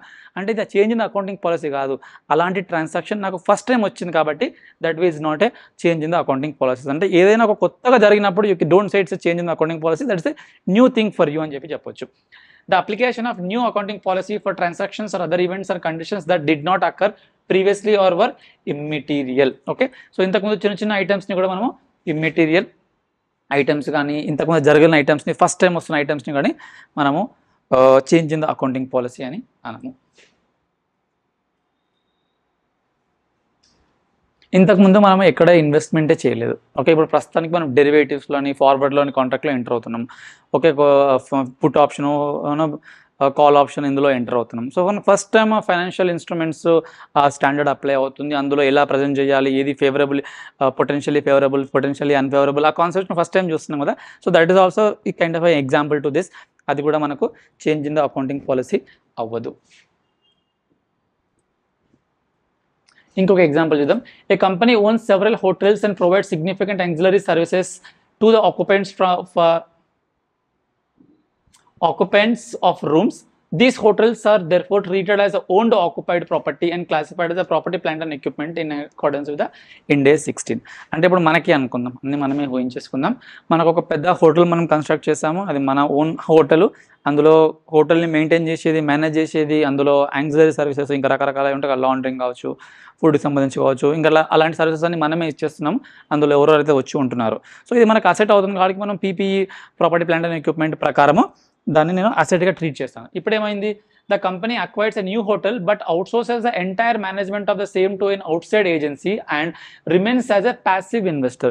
ఇప్పుడు నేను ఇంకో కొత్త హోటల్ మేబీ చెన్నైలో తీసుకున్నాను అనుకుంటున్నాం. అందులో నేను హోటల్ తీసుకున్నాను, ఎంతో అమౌంట్ డబ్బులు పే చేశాను, కానీ దానికి సంబంధించిన మెయింటెనెన్స్ కావచ్చు, ఫుడ్ సప్లై కావచ్చు, ఇంకా అందులో ఏమేమి రకాల సర్వీసెస్ ఉంటాయో అవన్నీ ఎవరో అవుట్సోర్స్కి ఇచ్చేసాను. అంటే నేను జస్ట్ ఇన్వెస్ట్ చేశాను, ఆ ఆపరేషన్ అంతా ఇంకెవరో చూసుకుంటారు కాబట్టి it is becoming more of an investment for me. ఇంతకుముందు నాకు అదొక అసెట్ లాగా ఉండిపోయింది, ఎందుకంటే మొత్తం ఇన్ హౌసే నేను చేసుకునేవాడిని కాబట్టి. Okay, selection and application of an accounting policy for this new hotel in line with the Ind AS 40. Okay, Ind AS 40 మనం రాబోయే రోజుల్లో అవి కూడా చెప్పుకుందాం, చాలా స్టాండర్డ్స్ ఉన్నాయి. సో ఆ ఇన్వెస్ట్మెంట్ అంటే దాన్ని ఒక డిఫరెంట్ మోడల్లో చేస్తాం. ప్రాపర్టీ ప్లాంట్ అండ్ ఎక్విప్మెంట్ అంటే మన దానిపైన డిప్రిసియేషన్ ఉంటుంది, దానిపైన రీవాల్యుయేషన్స్ ఉంటాయి, ఇంపైర్మెంట్స్ ఉంటాయి. సో ఇక్కడ ఇన్వెస్ట్మెంట్ అనేది ఏంటంటే జస్ట్ కాస్ట్ మోడల్గా చూపెట్టుకోవడం, జస్ట్ డబ్బులు పెట్టాం అంతేగాని మనం అందులో ఏం ఎక్కువగా ఇన్వాల్వ్ అవ్వట్లేదు. Is not a change in the accounting policy simply because the new hotel rooms are also let out for rent. This is because the way in which the new hotel is managed differs in substance from the way the other existing hotels have been managed so far. అంటే existing హోటల్స్ని manage చేసే విధానానికి కొత్తగా manage చేసే విధానానికి చాలా తేడా ఉంది. ఇది నాకు అసెట్గా వస్తుంది Ind AS 16 ప్రకారం, అది 40 ప్రకారం అది ఇన్వెస్ట్మెంట్గా అవుతుంది. దీని వాల్యుయేషన్ మెజర్మెంట్ వేరే ఉంటుంది, దాని వాల్యుయేషన్ మెజర్మెంట్ వేరే ఉంటుంది, దాని డిస్క్లోజర్ వేరే ఉంటుంది, దీని డిస్క్లోజర్ వేరే ఉంటుంది. జస్ట్ బికాస్ దట్ ఈస్ నేను ఒక కొత్త స్టాండర్డ్కి దానికి మూవ్ చేస్తున్నాను కాబట్టి it doesn't mean that I'm changing accounting policy అని చెప్పి ఇక్కడ చెప్తున్నాడు. దీనిపైన కూడా మీరు ఎగ్జామ్లో క్వశ్చన్స్ని ఎక్స్పెక్ట్ చేయొచ్చు. An entity has classified its investments in property plant owner owned property previously. ఇది ఇందాక చెప్పిన example, so not required. Whether change in functional currency of an entity represents a change in the accounting policy. మనము Ind AS 21 effects of changes in foreign currency రేట్స్లో వెళ్ళినప్పుడు మనకు అక్కడ ఏముంటుందంటే first మనం assessment చేస్తాము మన ఫంక్షనల్ కరెన్సీ ఏంటి అని. అది ఆ స్టాండర్డ్లో ఇంకా డీటెయిల్ చెప్దాం. ప్రస్తుతానికి చిన్న ఎగ్జాంపుల్గా ఇప్పుడు మనం ఇండియాలో వర్క్ చేస్తున్నాం, ఇండియాలో బిజినెస్ పెట్టుకున్నాం కాబట్టి నా ఫంక్షనల్ కరెన్సీ ఇండియానే అని చెప్పడానికి లేదు. Maybe there could be one operation where in they purchase bulk of their things from US. Okay, and they sell bulk of their things to US only. So వాళ్ళకు operating expenditure side బల్క్లో యూఎస్లోనే ఉంది, అంటే US డాలర్స్లోనే ఉంది. వాళ్ళ consumer, ultimate consumer కూడా యూఎస్లోనే ఉన్నారు. Maybe వాళ్ళ ఎంప్లాయీస్ కూడా అక్కడే ఉండొచ్చు. అంటే వాళ్ళు కంపీట్ చేస్తున్న ఎన్రోల్మెంట్ కూడా యూఎస్కి. అంటే ఈ ప్రైమరీ అసెస్మెంట్, సెకండరీ అసెస్మెంట్ అని ఉంటుంది. Will talk more in to that when we start that standard. So మీకు డబ్బులు వచ్చేవి కూడా యూఎస్ నుంచే వస్తున్నాయి. మీరు కట్టే ఇంట్రెస్ట్ కూడా కావచ్చు అక్కడే ఉంది, లేకపోతే ఓనర్షిప్ కూడా అక్కడ నుంచే ఉంది. అట్లా చాలా ఇండికేషన్స్ ఉంటాయి. అలా ఇండికేషన్స్ని టెస్ట్ చేయడాన్ని మనం ఫంక్షనల్ కరెన్సీ అసెస్మెంట్ అంటాము. సో ఇప్పుడు వరకు నాది ఎలా ఉంది అంటే, నా entity is all owned by me. నేను డబ్బులు పెట్టి నేను బిజినెస్ చేసుకొని నేను ఇక్కడిక్కడ కస్టమర్కి, నేను క్లయింట్స్కి వాట్ ఎవర్ ఐమ్ డూయింగ్, నేను వాళ్ళకే క్యాటర్ చేస్తున్నాను. కాబట్టి నాకు కాంపిటీషన్ ఇండియాలో ఉంది, ఇండియన్ రూపీస్లోనే ఉంది. నా డబ్బులు ఇండియాలోనే పెట్టాను, నా ప్రాఫిట్ ఇండియాలోనే, నా ఎక్స్పెండిచర్ ఇండియాలోనే, నా రెవెన్యూ ఇండియాలోనే. కాబట్టి I'm saying my functional currencies Indian rupee. కాబట్టి నేను ఫైనాన్షియల్ స్టేట్మెంట్స్ని ఇండియన్ రూపీస్లోనే ప్రజెంట్ చేస్తానని చెప్పి అంటున్నాను. But over a period of time ఇలా జరిగిపోయింది అంటే, నాకు కావాల్సిన క్లాసెస్ ఇక్కడ ఎవరు వినట్లేదు అని చెప్పి probably I'm going for US CMA classes. So నాకు క్లయింట్స్ కానీ, నా స్టూడెంట్స్ కానీ మొత్తం యూఎస్ వాళ్ళే వింటుంటారు. కానీ నాకు కావాల్సిన క్లాసెస్ రూమ్స్ కావచ్చు, అంటే లైక్ ఆన్లైన్లో చెప్పాలనుకుంటే నాకు ఇంకా సపోర్టింగ్ స్టాఫ్ కావచ్చు, లేకపోతే నేను సాఫ్ట్వేర్స్ కొనుక్కోవడం కావచ్చు, అవన్నీ నాకు యూఎస్లోనే జరిగిపోతున్నాయి. మేబీ నా ఇన్వెస్ట్మెంట్ కూడా నాకు someone is investing in my company in US dollars. అట్లా మల్టిపుల్ పారామీటర్స్ చూసినప్పుడు నా కాంపిటీటర్స్ కూడా నేను someone who is already there in US and providing that services, వాళ్ళతోనే కంపీట్ చేస్తున్నాను అనుకుందాం. ఇన్ దట్ కేస్ నేను రీఅసెస్మెంట్ చేస్తాను. ఓకే, ఫంక్షనల్ కరెన్సీ అసెస్మెంట్ చేసినప్పుడు దెన్ ఐ కెన్ సే, అరే లేదు ఇప్పుడు నేను మొత్తం యూఎస్ డాలర్స్తోనే నేను డీల్ చేస్తున్నాను, నాకు వచ్చేవి అలాగే ఉన్నాయి, పోయేవి అలాగే ఉన్నాయి, నా మార్కెట్ కాంపిటీటర్స్ కూడా అక్కడే ఉన్నారు. కాబట్టి నేను నా ఫైనాన్షియల్ స్టేట్మెంట్స్ని యూఎస్ డాలర్స్లోనే ప్రజెంట్ చేయాలి. అంటే నా ఫంక్షనల్ కరెన్సీని నేను యూఎస్ డాలర్గా నేను చేంజ్ చేసుకోవాలని చెప్పి. అంటే ఇది based upon the facts and circumstances వల్ల మారింది. ఇప్పుడు నేనున్న బిజినెస్ ప్రకారం అన్ని ఇండియాలోనే ఉన్నాయి. ఫుల్లీ 3-4 ఇయర్స్ తర్వాత మొత్తం అట్లా యూఎస్కి మారిపోయింది అన్నప్పుడు అది ఫ్యాక్ట్స్ మారాయి, సర్కమ్స్టాన్సెస్ మారాయి, అంతేగాని నా మైండ్ మారలేదు. So this is not a change in the accounting policy, rather change in the facts and circumstances of the situation. కాబట్టి this is not a accounting policy. How to apply the change in accounting policies. ఎప్పుడైనా మీరు accounting పాలసీస్ని change చేస్తే దాన్ని ఎలా apply చేయాలని చెప్పేసి మనకి ఇక్కడ స్టాండర్డ్ చెప్తుంది. While discussing the process of application of changes in accounting policies, Ind AS 8 deals with 2 situations. మనకి ఇక్కడ 2 సిచ్యువేషన్స్ ఉన్నాయి. Entity shall account for a change in the accounting policies resulting from the initial application of Ind AS in accordance with the specific transactional provisions, if any, in that it. మీరు ఏదైనా ఒక accounting పాలసీస్ని first time select చేసుకుంటున్నారు అనుకున్నప్పుడు ఆ standard మీకు క్లియర్గా చెప్తుంది ఈ ట్రాన్సిషనల్ ప్రొవిజన్స్ అని. అంటే రెట్రోస్పెక్టివ్ చేంజెస్ చేయాల్సిన అవసరం ఉందా, కరెంట్ ఇయర్లో చేస్తే సరిపోతుందా, రెట్రోస్పెక్టివ్ చేస్తే మాడిఫైడ్ చేయాలా, ఫుల్ ఫ్లెడ్జ్డ్గా చేయాలా, ఓపెనింగ్ డేట్ అండ్ ఎర్నింగ్స్ మార్చాలా, ఓన్లీ లాస్ట్ ఇయర్కే మార్చొచ్చా, ఎంతకన్నా ముందుకు వెళ్ళొచ్చా, అట్లా ఏ టాపిక్ పైన, ఏ ఈవెంట్ పైన మీరు అకౌంటింగ్ పాలసీస్ పెట్టారో దానికి సంబంధించిన స్టాండర్డే మీకు క్లియర్గా చెప్పేస్తుంది. If a change in the accounting policy is due to a new Ind AS, then generally the standard itself provides the transitional provisions, that is the provisions applicable on initial application of the standard, such as methods of application, and a retrospective chayala, prospective chayala, modified retrospective chayala, availability of any other transactional reliefs. అంటే ఏమైనా exceptions ఇస్తారా మనం Ind AS 101 transactional provisions first time adoption of Ind AS చేసినప్పుడు కూడా అందులో కూడా కొన్ని exceptions ఇస్తాడు. అట్లాగే ఇక్కడ కూడా ఏం చెప్తున్నా, మీరు ఏదైనా ఒక ఈవెంట్ కొత్తగా జరిగినప్పుడు, ఒక కొత్త అకౌంటింగ్ స్టాండర్డ్ మీకు అప్లై అయినప్పుడు ఆ స్టాండర్డే మీకు క్లియర్గా చెప్తుంది. రెవెన్యూ కావచ్చు, లీజెస్ కావచ్చు, ఎంప్లాయీ బెనిఫిట్స్ కావచ్చు, షేర్ బేస్డ్ పేమెంట్స్ కావచ్చు, పీపీఈ కావచ్చు, ఏదైతే ఫస్ట్ టైం చేస్తామో అక్కడనే నీకు ట్రాన్సాక్షనల్ ప్రొవిజన్స్ ఉంటాయి. When an entity changes in accounting policies upon initial application of Ind AS that does not include specific transitional provisions applying to that changes in an accounting policy voluntarily, it shall apply the change retrospectively. Suppose మీరు చేసిన చేంజ్కి ఎలాంటి standard కూడా apply అవ్వట్లేదంటే, ఇలాంటి transaction మీకు already ఎప్పుడో జరిగి ఉంది కానీ మీరు ఫస్ట్ టైం ఆ అకౌంటింగ్ స్టాండర్డ్ని తీసుకున్నప్పుడు మీరు రెట్రోస్పెక్టివ్ చేయాల్సిన అవసరం ఉంది. కానీ జనరల్గా ఇలాంటి సిచ్యువేషన్స్ తక్కువ వస్తాయి. మనకు స్పెసిఫిక్ స్టాండర్డ్ మనకు క్లియర్గా చెప్తుంది ఏమేమి చేంజెస్ చేయాలి అని చెప్పి. జస్ట్ ఇన్ కేస్ అది లేకపోతే you have to go for the retrospective change. If the change in accounting policy is made voluntarily or where the Ind AS is not containing any transitional provision, నీ అంతలో నువ్వు కానీ అసలు ఆ Ind AS అది నీ కంపల్సరీ కాదు కానీ నువ్వే ముందుకు వచ్చేసి నేను తీసుకుంటానని చెప్పి అనుకుంటున్నప్పుడు, then the accounting policy needs to be applied retrospectively. Okay, so ఎక్కడ అకౌంటింగ్ స్టాండర్డ్ క్లియర్గా చెప్పట్లేదు, మీరు అప్లై చేస్తున్న ఐటమ్ ఏ అకౌంటింగ్ స్టాండర్డ్లో కూడా ఇన్వాల్వ్ అవ్వట్లేదు, లేకుంటే మీకు అకౌంటింగ్ స్టాండర్డ్ చెప్పకన్నా ముందే మీరే వాలంటరీగా వచ్చారనుకుంటున్నారంటే that is very welcome, but you need to do it retrospectively. Early application of Ind AS is not a voluntarily change in the accounting policies. Okay, so ఇప్పుడు ఒక అకౌంటింగ్ స్టాండర్డ్ ఉంది, అది 2025 April 1 నుంచి start అవుతుంది. కానీ నాకేమనిపిస్తుంది అంటే నేను ఎర్లీగా అడాప్ట్ చేసేసుకొని మార్కెట్లో ముందుందామో, లేకపోతే అప్పటికి నాకు ఇంకా వేరే అకౌంటింగ్ ట్రబుల్ ఉండొచ్చు, మేబీ నేను ఆ టైంలో నేను అకౌంటింగ్ని నా ఒక సాఫ్ట్వేర్ నుంచి ఇంకొక సాఫ్ట్వేర్కి మార్చాలనుకుంటున్నాను, లేకపోతే ఆ టైం వరకు నేను లిస్టింగ్ వెళ్ళిపోదాం అనుకుంటున్నాను, లేదంటే నేను ఫండ్ రేజ్ చేయాలనుకుంటున్నాను, ఎన్ని రీజన్స్ ఉండొచ్చు. సో నేను ఏదైనా ఒక అకౌంటింగ్ స్టాండర్డ్ని ఎర్లీగా అడాప్ట్ చేయాలనుకుంటా అంటే this is not a change in accounting policy, voluntarily I'm coming forward and doing it. Retrospective application: when a change in the accounting policy is applied retrospectively, the entity shall adjust the opening balance of each affected component of equity for the earliest prior period presented and the other comparative amounts disclosed for each prior period presented as if the new accounting policy had always been applied. అంటే మీరు ఏదైనా ఒక accounting పాలసీస్ని రెట్రాస్పెక్టివ్గా apply చేయాలనుకుంటున్నారు అనుకుంటే ఆ సంబంధించిన event ఒక 5 years back జరిగింది అనుకుందాం. అంటే ఇదే అకౌంటింగ్ పాలసీ మీకు 5 years బ్యాక్ ఉండుంటే మీరు ఆ 5 years నుంచి ఏం ఎఫెక్ట్ పడదో అట్లా రెట్రాస్పెక్టివ్గా ఈ ఇయర్ వరకు రండి అని చెప్పేసి.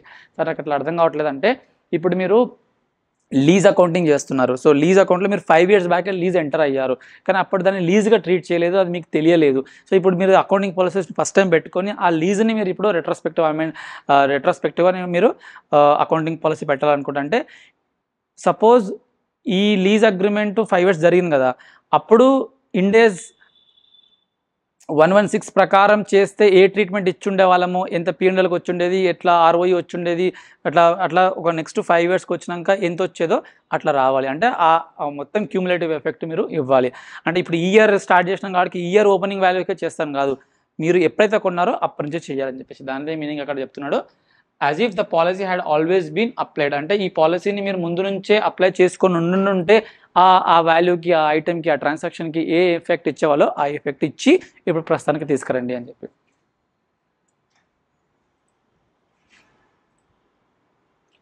Ind AS 8 talks about 2 types of effects which one needs to understand. 2 effects ఉంటాయి. ఒకటి period specific effects. Period specific means for each financial year. ఇప్పుడు నేను ఒక అకౌంటింగ్ పాలసీస్ నేను ఏదైనా చేంజెస్ చేద్దాం అనుకుందాం, లేకపోతే అప్లై చేద్దాం అనుకున్నాం, కొన్ని ఎలా ఉంటాయంటే ఆ ఇయర్కి మాత్రమే అప్లై అవుతుంది, దాని ఇంపాక్ట్ సబ్సిక్వెంట్గా ఉండదు. అంటే ఏదైనా ప్రొవిజనల్స్ కావచ్చు, ఇన్వెంటరీ సంబంధించి కావచ్చు, కొన్ని ఎలా ఉంటాయంటే సబ్సిక్వెంట్ కూడా అవుతాయి. అదే ఇక్కడ చెప్తున్నాడు. Cumulative is the sum total of the period specific effects. అంటే మల్టిపుల్ ఇయర్స్కి ఎఫెక్ట్ పడ్డదని మనం క్యూములేటివ్ ఎఫెక్ట్ అంటాం, ఒకటే ఇయర్కి పడిందని మనము స్పెసిఫైడ్ పీరియడ్ అని చెప్పి అంటాం, ఆర్ పీరియడ్ స్పెసిఫిక్ అంటాం.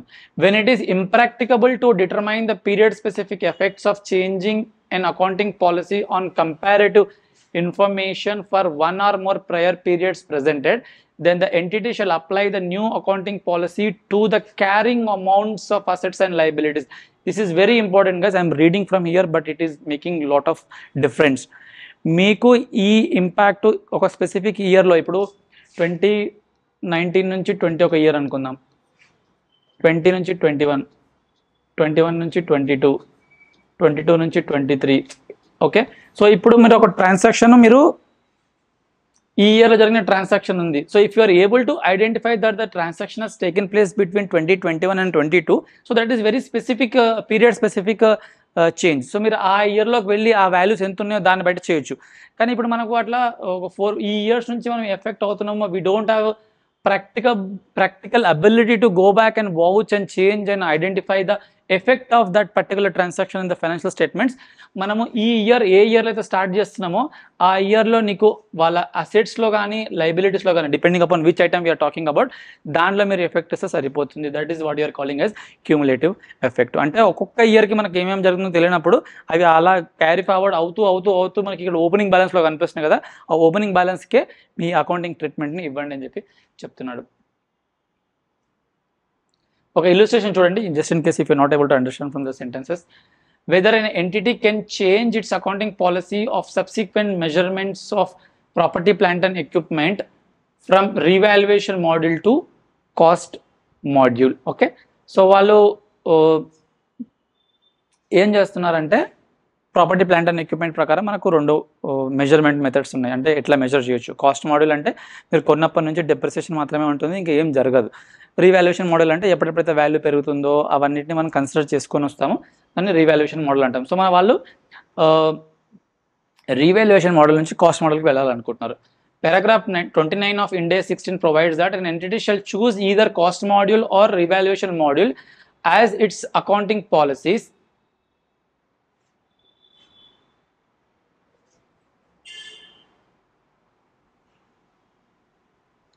for subsequent measurement of an entire class of PPE. A change from revaluation model to cost module for a class of PPE can be made only if it meets the conditions specified in Ind AS 8. అది ఏం చెప్పాను condition, అది ఏదైనా standard మీకు చెప్పాలి ఏమని, మీరు revaluation మోడల్కి రండి లేకపోతే కాస్ట్ మోడల్కి రండి అని చెప్పి, or if it is giving you the better presentation of financial statements. అలా మోడల్ చేంజ్ చేస్తే తప్ప మీ ఫైనాన్షియల్ స్టేట్మెంట్స్కి ఆ రిలయబిలిటీ కంపారబిలిటీ రాదు అన్నప్పుడు you can go for a change. For example, an unlisted entity planning for IPO may change its accounting policies from revaluation model to cost model for some of or all the classes of PPE to align the entity's accounting policies with that of the listed market participants within that industry, so as to enhance the comparability of the financial statements with those of the other listed entities with in the industry. అంటే ఇప్పటివరకు నేను ప్రస్తుతానికి నేను revaluation మోడలే వాడుతున్నాను, కానీ next ఇయర్కి నేను ఐపీఓకి వెళ్ళాలనుకుంటున్నాను, నేను లిస్టింగ్ చేయించుకోవాలనుకుంటున్నాను నా ఫైనాన్షియల్ స్టేట్మెంట్స్ అనుకున్నప్పుడు నా దగ్గరలో నా ఇండస్ట్రీలో ఉన్న కాంపిటీటర్స్ అందరూ ప్రతి ఒక్కరు కాస్ట్ మోడలే వాడుతున్నారు ఈ ఫైనాన్షియల్ స్టేట్మెంట్స్కి. నేను బెంచ్ మార్క్ చేసినప్పుడు నాకు అర్థమైంది. సో నేను కూడా నా ఫైనాన్షియల్ స్టేట్మెంట్స్లో ఉండే ఈ ఐటమ్స్ని నేను కాస్ట్ మోడల్గా చూపించుకోవాలనుకున్నప్పుడు yes that is making sense, because that is enabling the end user to compare your financial statements with that of your peers or competitors. So that is permissible అని చెప్పి చెప్తున్నాడు. Such a change from revaluation model to cost model is not expected to be frequent. అది ప్రతిసారి అయితే చెయ్యం కదా, ఏదో లిస్టింగ్కి వెళ్తున్నామంటే ఒక్కసారికి వెళ్తాం. So it is not a frequent thing. Where the change in accounting policy from revaluation model to cost model is considered to be permissible in accordance with the Ind AS 8, it shall be accounted for retrospectively in accordance with the Ind AS 8. So మీరు ఎప్పుడైతే ఇప్పుడు ఒక last 5 years నుంచి నేను ఎన్నో assets కొన్నాను, ఒక depreciation ఒక టైప్లో చేస్తున్నాను. ఇప్పుడు ఏమన్నాడు, రీవాల్యుయేషన్ మోడల్ అంటే నేను ఎన్నోసార్లు రీవాల్యుయేషన్ చేసినొచ్చు నా అసెట్ని, ఆ రీవాల్యుయేషన్ పైన అడిషనల్ డిప్రిసియేషన్ క్యాలిక్యులేట్ చేసినొచ్చు, రీవాల్యుయేషన్ రిజల్ట్స్ నా బ్యాలెన్స్ షీట్లో కూర్చుండొచ్చు. ఓకే, సో చాలా మారింది. నేను రీవాల్యుయేషన్ మైండ్ సెట్ పెట్టుకొని నా ఫైనాన్షియల్ స్టేట్మెంట్స్ని ప్రిపేర్ చేశాను, నా పీపీఈని నా ఫిక్స్డ్ అసెట్ రిజిస్టర్ని మెయింటైన్ చేశాను. ఇప్పుడు ఏం చేద్దాం అనుకుంటున్నాను, నేను కాస్ట్ మోడల్కి వెళ్దాం అనుకుంటాను కదా, అట్లా నేను సింపుల్గా వెళ్ళడానికి వీల్లేదు. ఓకే, నేనేం చేయాలంటే నేను అసెట్ని ఒరిజినల్గా కొన్నప్పటి నుంచి కాస్ట్ మోడల్ వాడుంటే ఏం ఫైనాన్షియల్స్ వచ్చేదో అంత బ్యాక్ వెళ్ళి ఆ క్యాలిక్యులేషన్స్ అన్ని చేయాలి. అంటే మన డేటాస్ అంతా రెడీగా పెట్టుకోవాలి. ఏ రోజైనా మీరు ఫ్యూచర్లో ఏదైనా అకౌంటింగ్ పాలసీ మార్చాల్సిన అవసరం వస్తే for any reason you have to go back to the earliest possible period and make all those changes retrospectively. అందుకే కంపెనీస్ అకౌంటింగ్ పాలసీస్ని ఫ్రీక్వెంట్గా మార్చడానికి ఇష్టపడరు, ఇవన్నీ కాంప్లెక్సెస్ ఉంటాయి కాబట్టి. Disclosure regarding the changes in the accounting policies. So మీరు ఎప్పుడైతే ఒక అకౌంటింగ్ పాలసీస్ని మార్చినప్పుడు ఎలాంటి డిస్క్లోజర్స్ చేయాలనేది మనకి ఇక్కడ చెప్తుంది. When initial application of Ind AS has N effect on the current period or any prior period would have such an effect except that it is impracticable to determine the amount of the adjustment or might have an effect on the future periods, an entity shall ఏమేం చేయాలి current పీరియడ్లో ఇది ముందే జరిగి ఉంటుంటే. The title of the Ind AS, so మీరు ఏ Ind AS సంబంధించి accounting policies అవుతుంది. When applicable that the change in the accounting policies made in accordance with its transitional provisions. Okay, so మీరు అకౌంటింగ్ పాలసీస్ చేసేటప్పుడు అది transitional provisions ఏమైనా ఉన్నాయా అంటే మీరు ఒక పర్టికులర్ అకౌంటింగ్ స్టాండర్డ్లో మార్చాలనుకుంటున్నారు అంటే ఆ స్టాండర్డ్కి సంబంధించి ఏమైనా ట్రాన్సిషనల్ ప్రొవిజన్స్ ఉన్నాయా, అది రెవెన్యూ రికగ్నిషన్ కావచ్చు, ఎంప్లాయీ బెనిఫిట్స్ కావచ్చు, షేర్ బేస్డ్ పేమెంట్స్ కావచ్చు, పీపీ కావచ్చు, ఇంపైర్మెంట్ కావచ్చు, అందులో ఏదైనా ట్రాన్సాక్షనల్ ప్రొవిజన్స్ ఉన్నాయో దాన్ని ఫాలో అవ్వాల్సిన అవసరం ఉంది, దాన్ని డిస్క్లోజ్ చేయాల్సిన అవసరం ఉంది. The nature of the change in the accounting policies, ఎలాంటి చేంజెస్ చేశారు, ఇన్వెంటరీలో వాల్యుయేషన్ల పైన కాస్ట్ ఫార్ములా బేసిస్లో ఏమి ఎలిమెంట్స్ ఇంక్లూడ్ చేశారు, ఏమి ఎలిమెంట్స్ తగ్గించారు అది కూడా చెప్తారు. When applicable A description of the transitional provision, ఏమైనా ట్రాన్సిషనల్ ప్రొవిజన్ ఉంటే దాని డిస్క్రిప్షన్ కూడా ఇవ్వండి. When applicable the transitional provisions that might have an effect on the future periods, దీనివల్ల ఫ్యూచర్లో ఇంకేమైనా ఇంపాక్ట్ పడుతుండొచ్చా ఫ్యూచరిస్టిక్గా అది కూడా చూపించాలి. For the current period and each prior period presented to the extent practicable the amount of the adjustment. Okay, మీరు previous ఇయర్లో కూడా ఏమైనా అడ్జస్ట్మెంట్ చేస్తే దాన్ని వీలైనంతగా చూపించాల్సిన అవసరం ఉంటుంది, డిస్క్లోజర్ చేయాల్సిన అవసరం ఉంటుంది. For each financial statements line item affected and if Ind AS 33 earning per share applies to the entity for basic and diluted earning per share, అంటే దాని ఇంపాక్ట్ వల్ల ఈ ఎర్నింగ్ పర్ షేర్లో ఏం ఇంపాక్ట్ వచ్చిందో అది కూడా చూపిస్తాం. The amount of adjustment relating to periods before those presented to the extent practicable earlier period.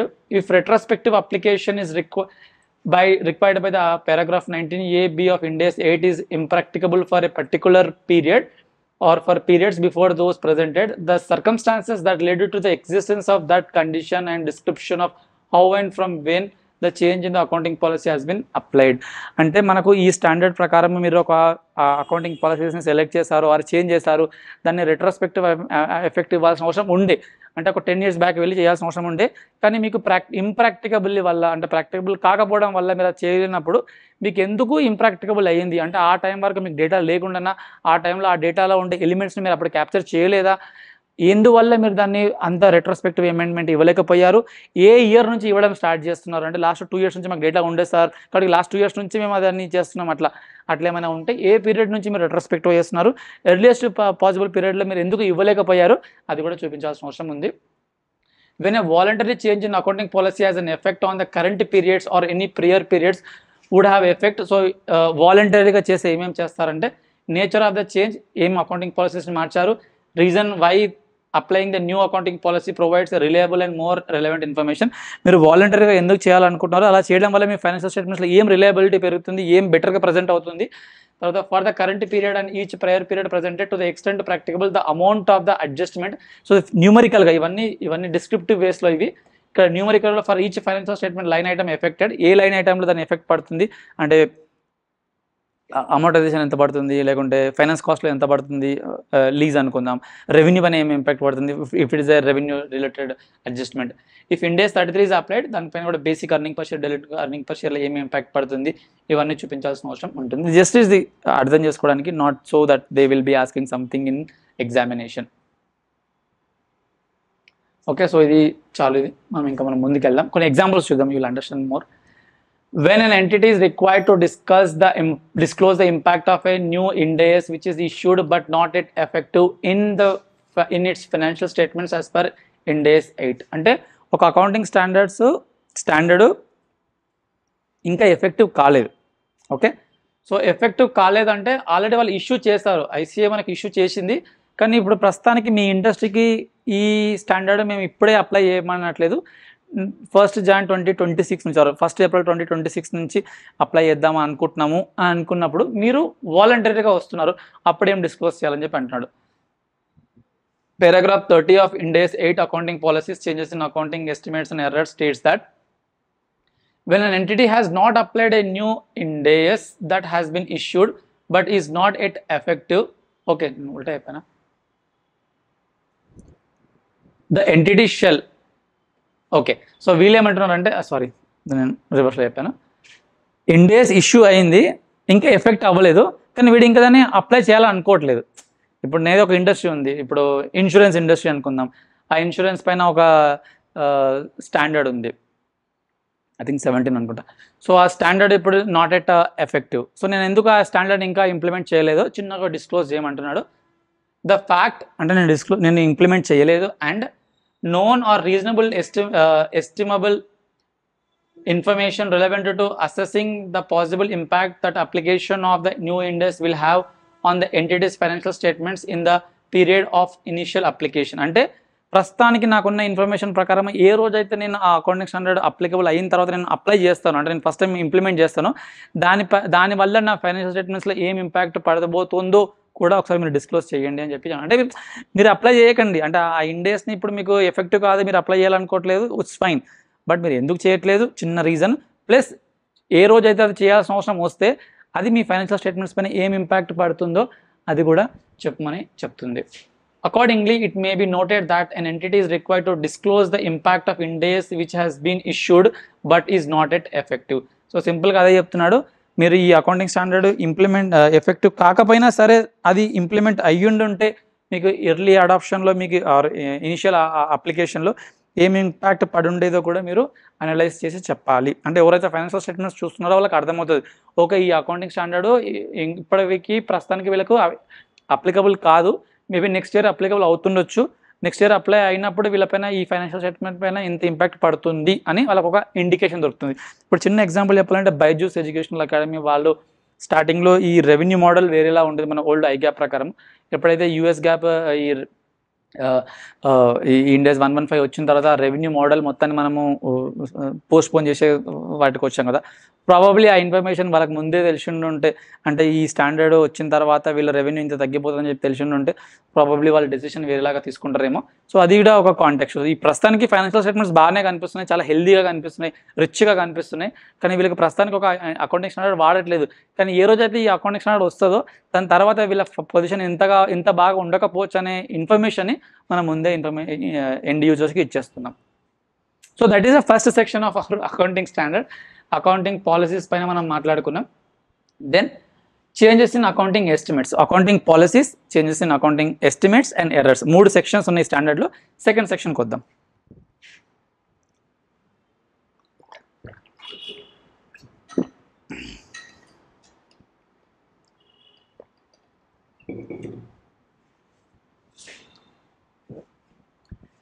An accounting policy may require items in financial statements to be measured in a way that involves measurement of uncertainty.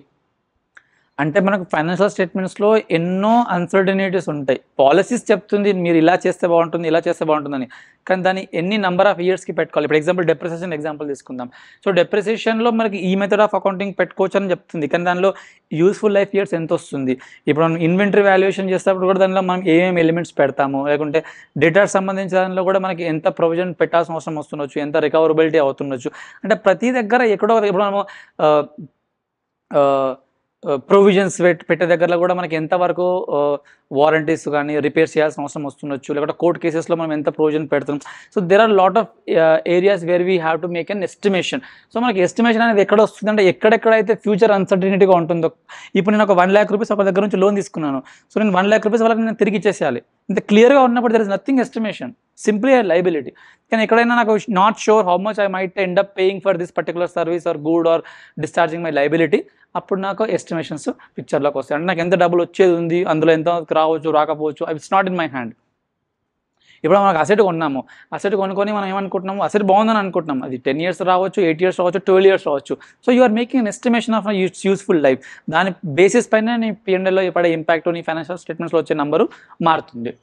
That is, the accounting policy may require such items to be measured at a monetary amounts that cannot be observed directly and must instead be estimated. So డైరెక్ట్గా accounting policies తోటి మీరు ఏవైతే చెప్పలేరో, ఏవైతే కరెక్ట్గా మనం మెజర్మెంట్ని control చేయలేకపోతామో దాని ఎస్టిమేషన్ని తీసుకొని ఆ అమౌంట్స్ని మెజర్ చేసి ఫైనాన్షియల్ స్టేట్మెంట్లోకి తీసుకురావాల్సిన అవసరం ఉంది. In such a case N entity develops an accounting estimate to achieve the objectivity set out by the accounting policy. So accounting policies high లో ఉంది, ఎస్టిమేషన్ కిందలో ఉంది. అకౌంటింగ్ పాలసీస్ కన్నా పైన అకౌంటింగ్ స్టాండర్డ్ ఉంది. Okay, so accounting policy accounting స్టాండర్డ్ని దాటి వెళ్ళకూడదు, అలాగే ఎస్టిమేషన్ కూడా అకౌంటింగ్ పాలసీని దాటి వెళ్ళకూడదు. Okay, so now coming to this, వీళ్ళు ఏమంటున్నారు, ఈ అకౌంటింగ్ పాలసీ ఏదైతే ఒక మైండ్ సెట్తో వస్తుందో, ఒక విజన్తో వస్తుందో, దాన్ని ముందుకు తీసుకెళ్లేది accounting estimation. Developing accounting estimates involves the use of judgements. నువ్వు జడ్జ్ చేయాల్సిన అవసరం వస్తుంది, వీడు ఎంత డబ్బులు ఇవ్వచ్చు, ఎంత ఇవ్వకపోవచ్చు, ఈ అసెట్ ఎన్ని రోజులు రావచ్చు, ఎన్ని రోజులు రాకపోవచ్చు. ఓకే, ఇలాంటి ఐటమ్స్ మనం దీన్ని ఎన్ని ఇయర్స్ వాడచ్చు, ఎన్ని ఇయర్స్ తర్వాత మనం దాన్ని రిటర్న్ చేయొచ్చు రిలీజ్ అయితే. Assumptions based on the latest available reliable information. So information basis చేసుకొని మనం కొన్ని జడ్జిమెంట్స్ చేయాల్సిన అవసరం వస్తుంది. ఏ లాస్ అలవెన్సెస్ అంటే మన డేటాకి సంబంధించి ఎక్స్పెక్టెడ్ క్రెడిట్ లాస్ మెథడ్ అని ఉంటుంది ఇండెస్ 9 ప్రకారము. సో అది దానిలో కూడా మళ్ళీ again we make an estimation, some percentages ఇచ్చేసేసి మనం దాన్ని మొత్తం డిస్కౌంట్ చేసేసి తీసుకొచ్చేస్తాం, ఇంతవరకు మనకు డబ్బులు రావచ్చు ఈ సేల్స్ పైన అని చెప్పేసి. Net realisable value of an item of inventory. So ఇన్వెంటరీలో మనం ఏమంటాం, cost or NRV whichever low అంటాం. సో ఎన్ఆర్వి అంటే ఏంది, ఫ్యూచర్లో ఈ ఇన్వెంటరీ అమ్ముతే ఏ రేటుకి నేను అమ్మొచ్చు అంటే you are making an estimation, right? You don't know exactly at what rate you will be selling this product for. So నువ్వు ఎంత అమ్ముతావో తెలియనప్పుడు again you are making an estimation. The fair value of an asset or liability. మనం ఎప్పుడైతే ఈ fair valuation 113 ఉంటుంది, అందులో మనకు ఎస్టిమేషనే చేస్తాం. ఈ అసెట్ని బయట అమ్మితే మనకు లెవెల్ 1, లెవెల్ 2, లెవెల్ 3 పాలసీస్ ప్రకారము, ఎస్పెషల్లీ లెవెల్ 1, లెవెల్ 2, L1, L2కి మాత్రం డెఫినెట్లీ యూ ఆర్ సీయింగ్ ఒక ఈ అసెట్ని బయట మార్కెట్లో ఎంత ఉంది, కాంపిటేటర్స్ ఎంత అమ్ముతున్నారు, ఇది కొంటే ఇది అమ్మితే బయట ఎవరికి ఎంత కొనొచ్చు. It's all estimation, right? So depreciation కూడా నువ్వు ఎంత యూస్ఫుల్ లైఫ్, ఎంత రేటు, దానికి ఎంత ఖర్చు రావచ్చు, ఏ మెథడ్ మనకు సెట్ అవుతుంది, ఇవన్నీ ఎస్టిమేషన్లోకి వచ్చేస్తాయి. సారీ, మెథడ్ కాదు. ఏ provision for warranty obligation. So Indus 37 దానికోసం మాట్లాడుతుంది. మీరు ఏదైనా ఒక ప్రోడక్ట్ అమ్మినప్పుడు దానికోసం మీరు ఆ ప్రోడక్ట్ అమ్మినప్పుడు దానికి మనం కొంచెం వారంటీ ఇచ్చేస్తాం. ఆ వారంటీలో వాళ్ళు వచ్చేసి దాన్ని రిపేర్ చేయించుకుంటారు. ఎంతమంది రావచ్చు, ఎంత పర్సెంటేజ్ రావచ్చు, వచ్చిన వాళ్ళకి ఎంత ఎక్స్పెండిచర్ మనం ఇంకా రావాల్సిన అవసరం వస్తుండొచ్చు, ఇవన్నీ మనకు ఇండియస్ 37 మాట్లాడుతుంది. దానికోసం కూడా నువ్వు ఎస్టిమేషన్ చేయాల్సిన అవసరం ఉంటుంది. ఎన్ entity uses measurement techniques and inputs to develop accounting estimation. Okay, so measurements చేయడానికి మనకు కొన్ని ఇన్పుట్స్ ఎస్టిమేషన్ నుంచి వస్తాయి. Measurement techniques includes estimation techniques. Okay, ఇవన్నీ మనకు అవసరం లేదు. Can changes in estimates be related to prior periods. మనం చేంజెస్ ఇన్ అకౌంటింగ్ పాలసీస్ మనం రిలేటెడ్ టు ప్రేయర్ పీరియడ్ అని అన్నాం. అంటే నేను ఒక అకౌంటింగ్ పాలసీస్ ఎప్పుడో పెట్టుకున్నాను, కానీ ఇప్పుడు నాకు ఆ కాస్ట్ మోడల్ నచ్చట్లేదు, నేను రీవాల్యుయేషన్ మోడల్కి వెళ్తాను, లేకపోతే ఫేర్ వాల్యూకి వెళ్తాను. అప్పట్లో నేను ఇన్వెంటరీని ఒక రకంగా కాస్ట్ మోడల్ వాడాను, లైక్ ఫీఫో మెథడ్లో వాడాను. ఇప్పుడు నాకు ఎందుకో వెయిటెడ్ యావరేజ్ చేస్తే కరెక్ట్గా అనిపిస్తుంది. అంటే అకౌంటింగ్ పాలసీస్ని సబ్సిక్వెంట్గా నేను చేంజెస్ చేసి ప్రియర్ ఇయర్ స్కేల్ చేసి చేంజ్ చేస్తున్నాను. అట్లా ఎస్టిమేషన్కి చేస్తాను. అంటే ఇప్పుడు నేను ఏమనుకుంటున్నాను, నా ఇన్వెంటరీకి ఎన్ఆర్వి ఇంత ఉండొచ్చు అని అనుకుంటున్నాను. నెక్స్ట్ ఇయర్కి వచ్చినాక లేదు, అప్పుడే అనవసరంగా ఎస్టిమేషన్ చేసినా, నేను ఎస్టిమేషన్ మారుస్తా అని చెప్పి అనొచ్చు. అంటే నువ్వు ఫ్యూచర్ ఎస్టిమేట్ చేస్తున్నావు, ఫైనాన్షియల్ స్టేట్మెంట్ ప్రిపేర్ చేస్తున్నావు, మళ్ళీ నెక్స్ట్ ఇయర్కి వెళ్తున్నావు, నీకు అప్పుడు హ్యాండ్ సైడ్ ఇన్ఫర్మేషన్ ఉంటుంది, అంటే నీకు రెడీలీ అవైలబుల్ ఇన్ఫర్మేషన్ ఉంటుంది. దాన్ని బేస్ చేసుకొని మళ్ళీ నువ్వు ప్రియర్ ఇయర్స్ ఫైనాన్షియల్ స్టేట్మెంట్స్ మారుస్తావు అంటే absolutely wrong.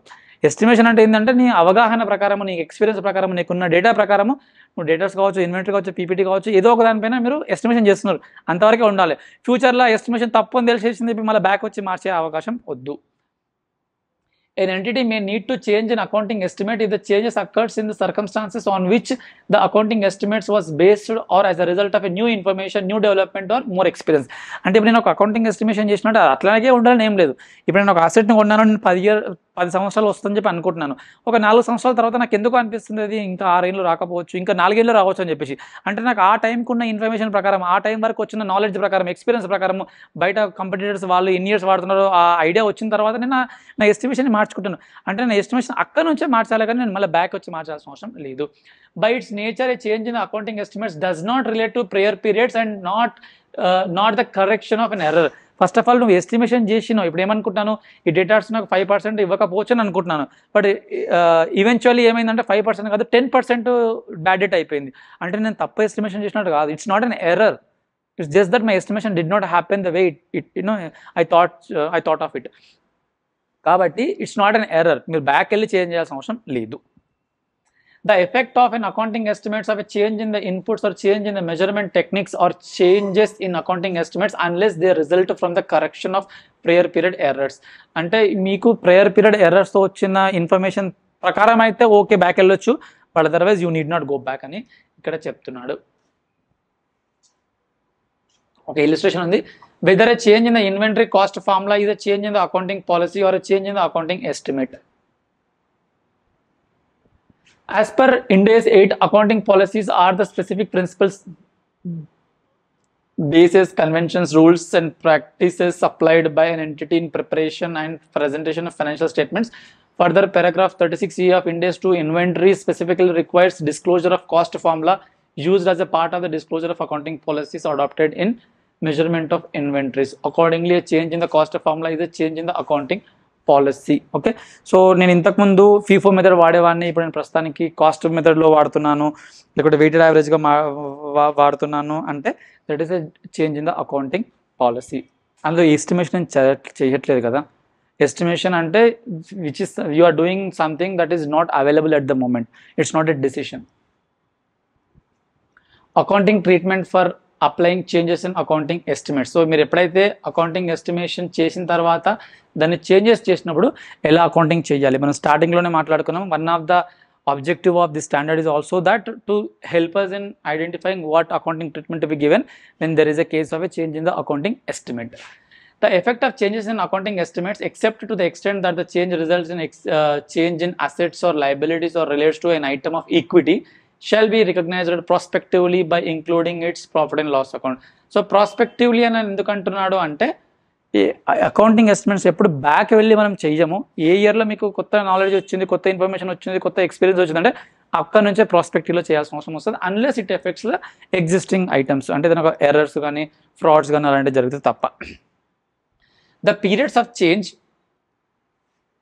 if the change affects that period only, the period of change, the period of the change and the future periods if the change affects the both.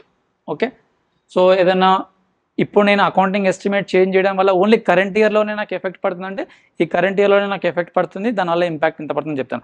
అట్లా కాకుండా నేను ఒక estimation ఈ year మార్చడం వల్ల ఇప్పుడు WD డిప్రెసియేషన్ ఉంది, ఇంతకుముందు వరకు మేము ఏదో ఎస్ఎల్ఎం వాడాము, ఇప్పుడు డబ్ల్యూడిబి వాడదాం అనుకుంటున్నాము. ఓకే, ఎందుకంటే నాకు యూస్ఫుల్ లైఫ్ ఏదో మారింది. సో యూస్ఫుల్ లైఫ్ మారడం వల్ల or take it other way.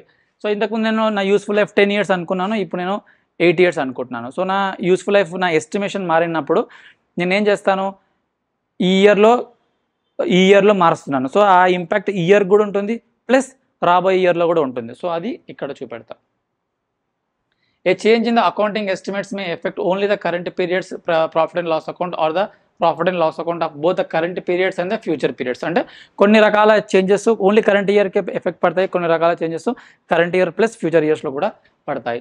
To the extent that a change in the accounting policies estimate gives rise to the changes in the assets and liabilities or relates to an item of equity, it shall be recognized by adjusting the carrying amount of the related assets and liabilities or equity item in the prior period of the change. Okay, so ఎప్పుడైనా మీరు accounting estimate మార్చినప్పుడు దాని impact asset పైన కానీ, liability పైన కానీ, equity పైన కానీ పడితే దాని క్యూములేటివ్ ఎఫెక్ట్ ఓపెనింగ్ బ్యాలెన్సెస్ పైన, ఓపెనింగ్ ఐటమ్స్ పైన ఇవ్వాల్సిన అవసరం వస్తుంది.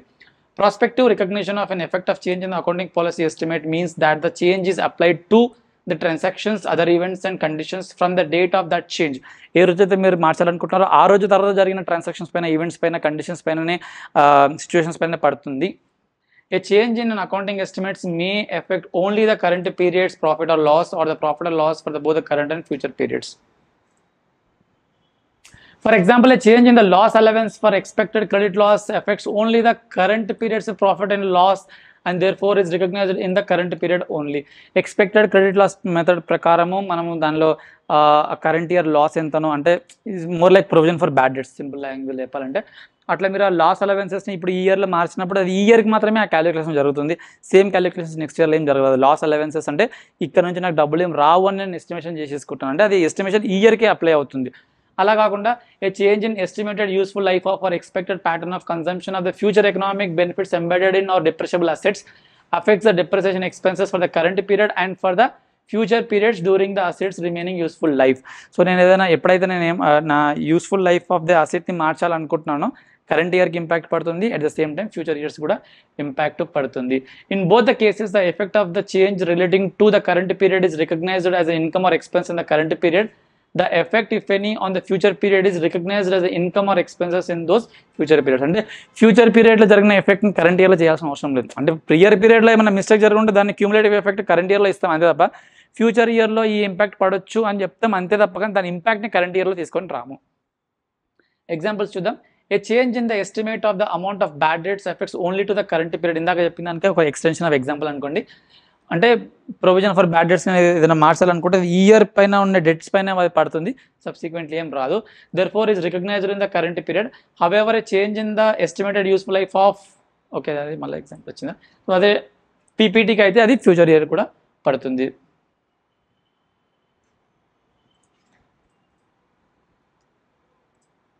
So disclosure of changes in estimates అది ఒక ఎగ్జాంపుల్ మీరు కూడా చూసుకోండి. మనం చెప్పిన వాటినే కొంచెం అటు ఇటు తెంపి వచ్చేస్తుంటుంది, బట్ కాంటెక్స్ట్ అర్థమవుతుందని చెప్పి నేను అనుకుంటున్నాను. ఇప్పుడు disclosure of changes in estimates అంటే ఏదైనా ఒక ఇయర్లో అకౌంటింగ్ ఎస్టిమేట్ చేయడం వల్ల మీకు ఇంపాక్ట్ పడుతుంది. సో మీరు మీ డిస్క్లోజర్స్లో, నోట్స్ టు అకౌంట్స్లో ఏమేమి ప్రజెంట్ చేయాలనేది. An entity shall disclose the nature and amount of a change in the accounting estimates that has an effect in the current period or is expected to have an effect in the future period, except for the disclosure of the effects on the future period that is not practicable. Okay, so ఈ ఇయర్లో ఎంత impact పడుతుందో దాన్ని disclose చేస్తారు, future ఇయర్లో ఎంత పడొచ్చో కూడా just estimation బేసిస్లో ఇంపాక్ట్ చూపించాల్సిన అవసరం వస్తుంది. If the amount of the effects in the future period is not disclosed because of estimating it's impracticable, అంటే మీరు ఫ్యూచర్ ఇయర్ ఇంపాక్ట్ ఎంత పడుతుందో చెప్పలేని పరిస్థితుల్లో ఉన్నప్పుడు it shall disclose the fact that, అంటే మేము ఫ్యూచర్ ఇయర్కి మేము because of impracticability we don't know what will be the impact of the financial statements because of this estimate అని చెప్పేసి చెప్పాలని చెప్తుంది. సారీ. సో అగైన్ 2 పార్ట్స్ అయిపోయాయి. ఓకే, అకౌంటింగ్ పాలసీస్, తర్వాత changes in accounting estimates. Now the third part of the standard, errors. Okay, so little important.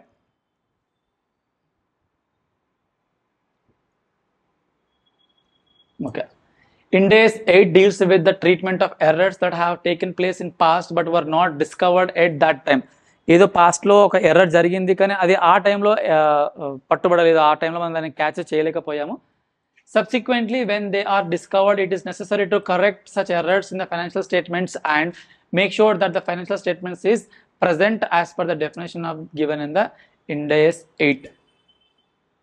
So meaning ఏంటి, ఏదో ఒక ఇయర్లో ఏదో ఒక ఎర్రర్ జరిగింది కానీ అప్పుడు ఫైనాన్షియల్ స్టేట్మెంట్స్ని ప్రిపేర్ చేసే టైంకి మీరు పట్టుకున్నప్పుడు ఈ ఇయర్లో దాన్ని మీరు చేంజెస్ని చూపించాల్సిన అవసరం వస్తుంది. కరెక్ట్ సచ్ ఎర్రర్స్ని కూడా కరెక్ట్ చేయాల్సిన అవసరం వస్తుంది. As per the definition given in Ind AS 8, prior period errors are omissions from or misstatements in the entity's financial statements for one or more prior periods arising from a failure to use or misuse or reliable information that was available when the financial statements were prepared, could reasonably be expected to have been obtained and taken into account in the preparation and presentation of financial statements. Starting లో definition లో చెప్పాను, మళ్ళీ అదే చెప్తున్నాను. So ఏ information అయితే ఆ టైంకి మీకు దొరుకుండేదో, ఆ ఇన్ఫర్మేషన్ ఉన్నా కానీ మీరు దాన్ని కరెక్ట్గా యూటిలైజ్ చేసుకోలేదు, లేకపోతే దాన్ని మిస్ ఇంటర్ప్రిట్ చేశారో, మిస్యూజ్ చేశారో, అవి తర్వాత బయటకు వచ్చాయి, అవన్నీ ఇందులోకి కవర్ అవుతాయి. Errors can arise in respect of recognition, measurement and presentation or disclosure of elements of financial statements. Errors అంటే ఓన్లీ నంబర్స్ విషయంలో కాదు, మెజర్మెంట్ చేసే విధానంలో కావచ్చు, ప్రజెంటేషన్ చేసే విధానంలో కావచ్చు. Error can be anything. Non current and కరెంట్గా చూపించవచ్చు, మెజర్ చేసేటప్పుడు క్యాలిక్యులేషన్స్లో నంబర్స్ మిస్ అయిపోవచ్చు, మెథమెటికల్ ఎర్రర్స్ ఉండొచ్చు. So it covers the wide ambit. Financial statements do not comply with the Ind AS if they contain either material errors or immaterial errors made intentionally to achieve a particular presentation of an entity's financial position, financial performance or cash flows. అంటే ఒక financial statements true and ఫేర్గా ఉంది, అది material errors ఏం జరగట్లేదు అంటే ఏమేమి ఉండాలి అంటే ఎలాంటి మెటీరియల్ ఉండకూడదు. అయితే మనలో ఏమనుకుంటారు, ఎట్లాగో మెటీరియల్ ఎర్రర్ ఉండకూడదు అంటే పెద్ద ఎర్రర్ ఉండకూడదు, అంటే చిన్న చిన్న ఎర్రర్స్ 10 చేయవచ్చు కదా అని అనుకుంటారు. అంటే చిన్న చిన్న ఎర్రర్స్ 10 కంబైన్ చేస్తే కూడా that can impact the decision making of the end users.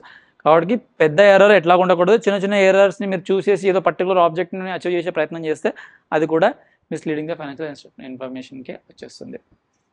So common types of errors, ఎన్ని రకాల ఎర్రర్స్ ఉండొచ్చు అంటే mathematical mistakes. In accounting terms generally the errors are called as the errors of commission. Wrong calculations అంటే మనం ఏదో PPE దగ్గర డిప్రిసియేషన్లో వాల్యుయేషన్స్లో calculations తప్పైపోయాయి, లేకపోతే lease accounting చేసేటప్పుడు అందులో డిస్కౌంటింగ్ చేసేటప్పుడు దాన్ని ఏ ఫామ్లని ఎక్కడెక్కడ వాడేసేసి ఏదో తప్పు చేసినామని చెప్పి తెలిసిపోయింది. క్యారీ ఫార్వర్డ్ చేసేటప్పుడు అంటే ఒక ఇయర్ నుంచి ఇంకొకరికి రోల్ ఫార్వర్డ్ అంటాము, రోల్ ఫార్వర్డ్ చేసేటప్పుడు ఏదైనా ఇన్ఫర్మేషన్ కరెక్ట్గా రోల్ ఫార్వర్డ్ చేయలేదు అంటే ఈ ఇయర్ క్లోజింగ్లో ఉన్న బ్యాలెన్స్ నెక్స్ట్ ఇయర్ ఓపెనింగ్కి తీసుకురాకుండా సెంట్రల్ ఇంకేదో బ్రిడ్జ్ని పెట్టేసేసారు, అది మళ్ళీ నెక్స్ట్ ఇయర్లో దాన్ని సబ్సిక్వెంట్గా రివర్సల్ చేయలేదు, దాన్ని కరెక్ట్గా ట్రీట్ చేయలేదు. ఇవన్నీ మనం wrong balance, carry forward. Errors in totals are few examples. So తప్పుగా టోటల్ చేశారంటే ఇప్పుడు అకౌంటింగ్ అంత సిస్టమ్ పైన చేస్తారు ఆర్ ఎక్సెల్ పైన చేస్తారు, బట్ అలాంటి మిస్టేక్స్ ఏమైనా ఉన్నా కానీ it will come under the errors only. Mistakes in applying the policies అంటే మీకు ఆ టైంలో అకౌంటింగ్ పాలసీ ఉండే కానీ మీరు దాన్ని కరెక్ట్గా అప్లై చేయలేదు, అంటే అప్పుడే మీకు ఫిక్స్డ్ అసెట్కి సంబంధించి ఒక పాలసీ ఉండే, లేకపోతే ఎంప్లాయీ బెనిఫిట్కి సంబంధించి ఒక పాలసీ ఉండే, షేర్ బేస్కి సంబంధించి ఒక పాలసీ ఉండే కానీ దాన్ని కరెక్ట్గా అప్లై చేయలేదు. అంటే అప్పట్లో ఏదో షేర్స్ను ఇష్యూ చేశారు కానీ దాన్ని అకౌంట్ చేయలేదు, ఎక్సర్సైజ్ చేసినప్పుడు చేద్దామని చెప్పి అట్లా అనుకున్నారు, అంటే మిస్ చేసుకున్నారు, దాన్ని మిస్ఇంటర్ప్రిట్ చేశారు. ఇవన్నీ ఇందులోకి వచ్చేస్తాయి. Specific standards me prescribe the method of applying specific policies. ఇందాక చెప్పిన మళ్ళీ చెప్పాల్సిన అవసరం లేదు. Misinterpretation of the facts. So అప్పట్లో మీకు ఫ్యాక్ట్స్ ఉండే కానీ దాన్ని మీరు కరెక్ట్గా ఇంటర్ప్రిట్ చేయలేకపోయారు, అంటే ఒక అసెట్ ఉంది కానీ అసెట్ P&Lకి వెళ్తుందో బ్యాలెన్స్ షీట్కి వెళ్తుందో చెప్పలేకపోయారు. రెవెన్యూ మోడల్కి వచ్చినప్పుడు మీకు 5 స్టెప్ మోడల్ ప్రకారం మీ పర్ఫార్మెన్స్ ఆబ్లిగేషన్ వచ్చినప్పుడు మీరు రెవెన్యూ రికగ్నైజ్ చేయాలి, అది మీకు తెలుసు కానీ అందులో ఏ పీస్ ఆఫ్ అమౌంట్ బిల్ చేయాలి, ఏది అన్బిల్డ్లోకి వచ్చేస్తుంది, ఏది రివర్సల్కి వస్తుంది, దాన్ని కరెక్ట్గా అనలైజ్ చేయలేకపోయారు. ఇవన్నీ ఇందులోకే వచ్చేస్తాయి. సో ఒమిషన్స్, ఏదైనా మిస్ అయిపోయారు, మొత్తానికి అవుట్ రైట్లు మర్చిపోయారు, లేకుంటే ఎవడైనా ఫ్రాడ్ చేస్తాడంటే అవన్నీ ఎర్రర్స్లోకి వస్తాయి. అంటే ఫ్రాడ్ని కూడా ఎర్రర్స్లో కలిపేశారు, చూడడానికి చెప్పడానికి బాగుందని చెప్పడానికి. So following errors occurred in the preparation of a limited financial statements. Errors ఏం జరిగాయి?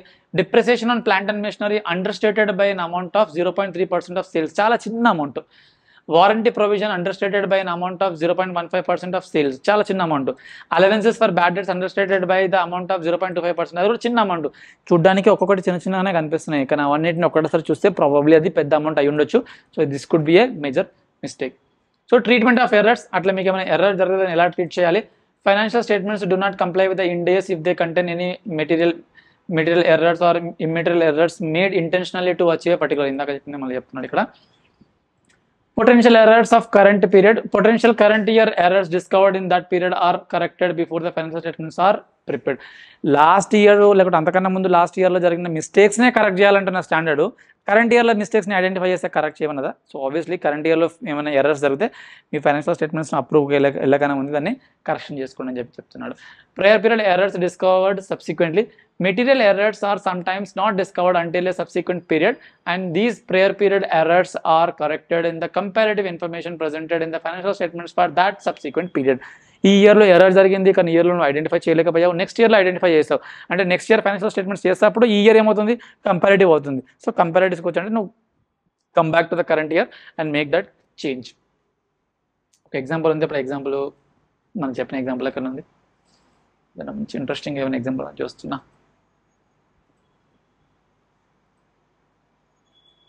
Okay, for example, an entity has presented certain material liabilities as a non-current in its financial statements for the periods up to 31st March 2021. While preparing annual financial statements for the year ending 31st March 2022, management discovers that these liabilities should have been classified as a current. అంటే ఏదో సామాన్ కొనుక్కున్నారు, material కొనుక్కున్నారు, అది current లైబిలిటీలో చూపించాల్సింది non current లైబిలిటీలో చూపించారు, అది current ఇయర్లో తెలిసింది. అంటే ప్రస్తుతానికి మనం 2020లో ఉందాం అనుకుందాం. The management intends to restate the comparative amounts for the prior period presented on this date. అంటే లాస్ట్ ఇయర్ కంపారిటివ్స్ని రీస్టేట్ చేయాలనుకుంటున్నారు.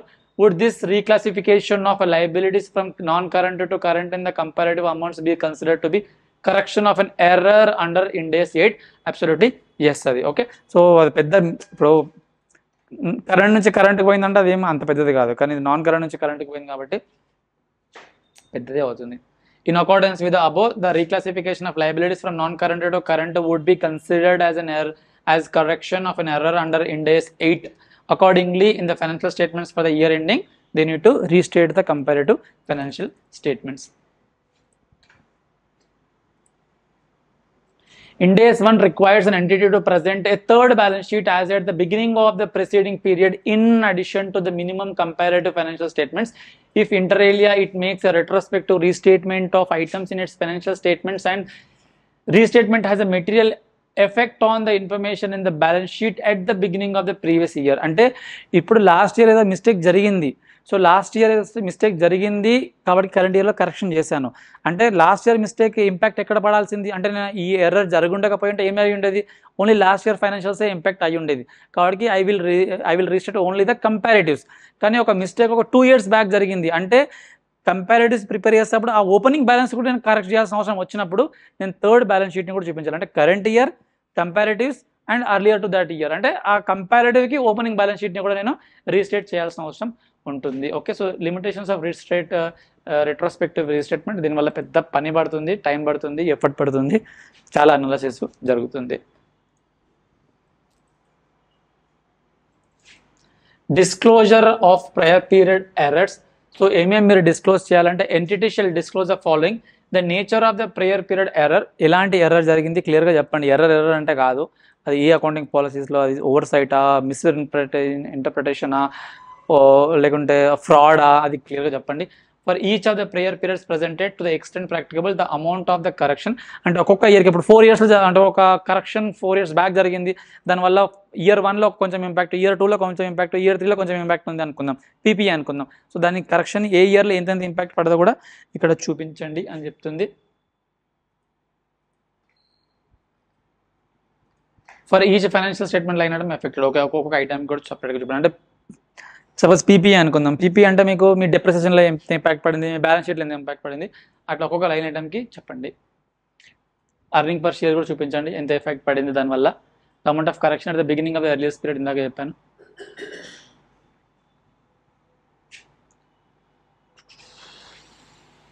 ఓకే, సో కొన్ని సిగ్నిఫికెన్స్ డిఫరెన్సెస్ ఉన్నాయి, ఒక్కసారి చూద్దాం. It's not so highly important, but ఎక్కడన్నా మనకు ఇంటర్మీడియట్లో చదువుకున్న దానికి ఇప్పటికీ ఏం తేడా వచ్చిందని చెప్పి ఎవరైనా అడిగితే you should be able to answer this.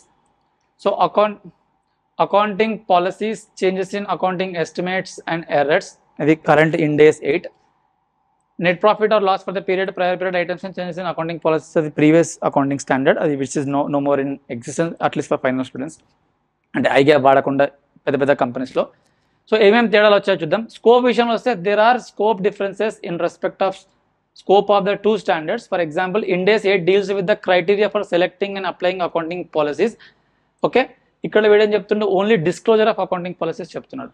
అంటే మనం ఇక్కడ ఒక అకౌంటింగ్ పాలసీస్ని సెలెక్ట్ చేసుకోవడానికి క్రైటీరియా చెప్తున్నాడు. అక్కడ నువ్వు ఏదైనా సెలెక్ట్ చేసుకో, జస్ట్ డిస్క్లోజ్ చేసి సరిపోయింది అంటున్నాడు. అంటే ఇది ఇంకా more, it's giving you more to select what type of accounting standard policies you can select. Under Ind AS, presentation of any items of income or expenses or extraordinary items is explicitly prohibited అంటున్నాడు.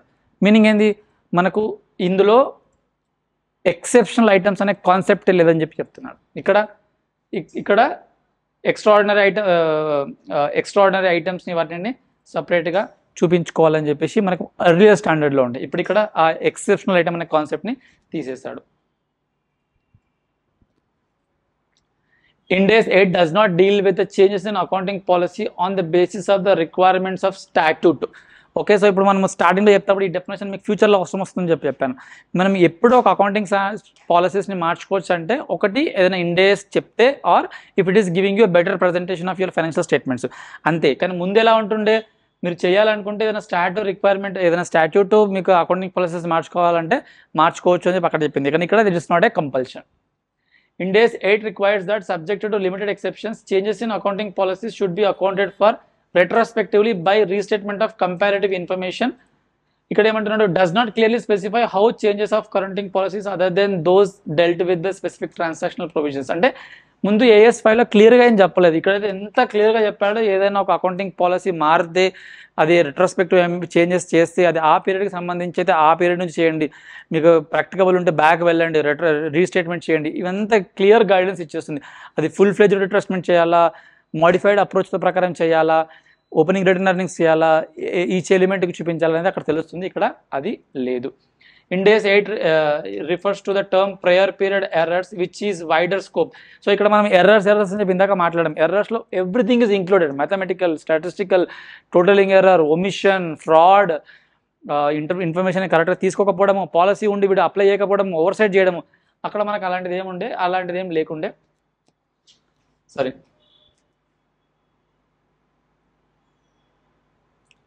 ఇది కొంచెం limited define చేసింది, ఇది కొంచెం వైడ్గా define చేసింది. So కంపారిటివ్స్ చేసినప్పుడు ఎలా ఏ కంపారిటివ్స్ ఇవ్వాలి క్లియర్గా చెప్పింది, ఇది క్లియర్గా చెప్పలేదు. ఇది డిస్క్లోజర్స్ ఇంకా డీటెయిల్గా ఏమన్నది, ఏ స్టాండర్డ్, అసలు రిట్రోస్పెక్టివ్గా చేస్తే ఎందుకు రిట్రోస్పెక్టివ్గా చేసావు, ఏ టైం నుంచి చేసావు, ఏ టైం నుంచి నీకు ప్రాక్టికబుల్ అయ్యింది, ఎందుకు ప్రాక్టికబుల్ కాలేదు అంతకన్నా ముందు చేయడానికి, అంటే ఇంకా లోపలికి వెళ్ళి చెప్పింది నాకు. ఇంకా అంటే ఈ అకౌంటింగ్ పాలసీస్ని సెలెక్ట్ చేసే వాళ్ళకి, డిస్క్లోజ్ చేసే వాళ్ళకి ఇంకెక్కువ చాయిస్ ఇవ్వలేదు. ఏదైనా ఒక డెసిషన్ ఇలా తీసుకున్నా అలా తీసుకున్నా, ఎందుకు దానివల్ల ఇంపాక్ట్ ఏంది, కరెంట్ ఇయర్ ఇంపాక్ట్ ఏంది, నెక్స్ట్ ఇయర్ ఇంపాక్ట్ ఏంది, దాన్ని అన్నింటినీ చూపించాల్సిన అవసరం ఇక్కడ చేసింది. So that's it guys, I hope ఈ వీడియో మీకు నచ్చిందని అనుకుంటున్నాను. Thanks for watching, have a nice day.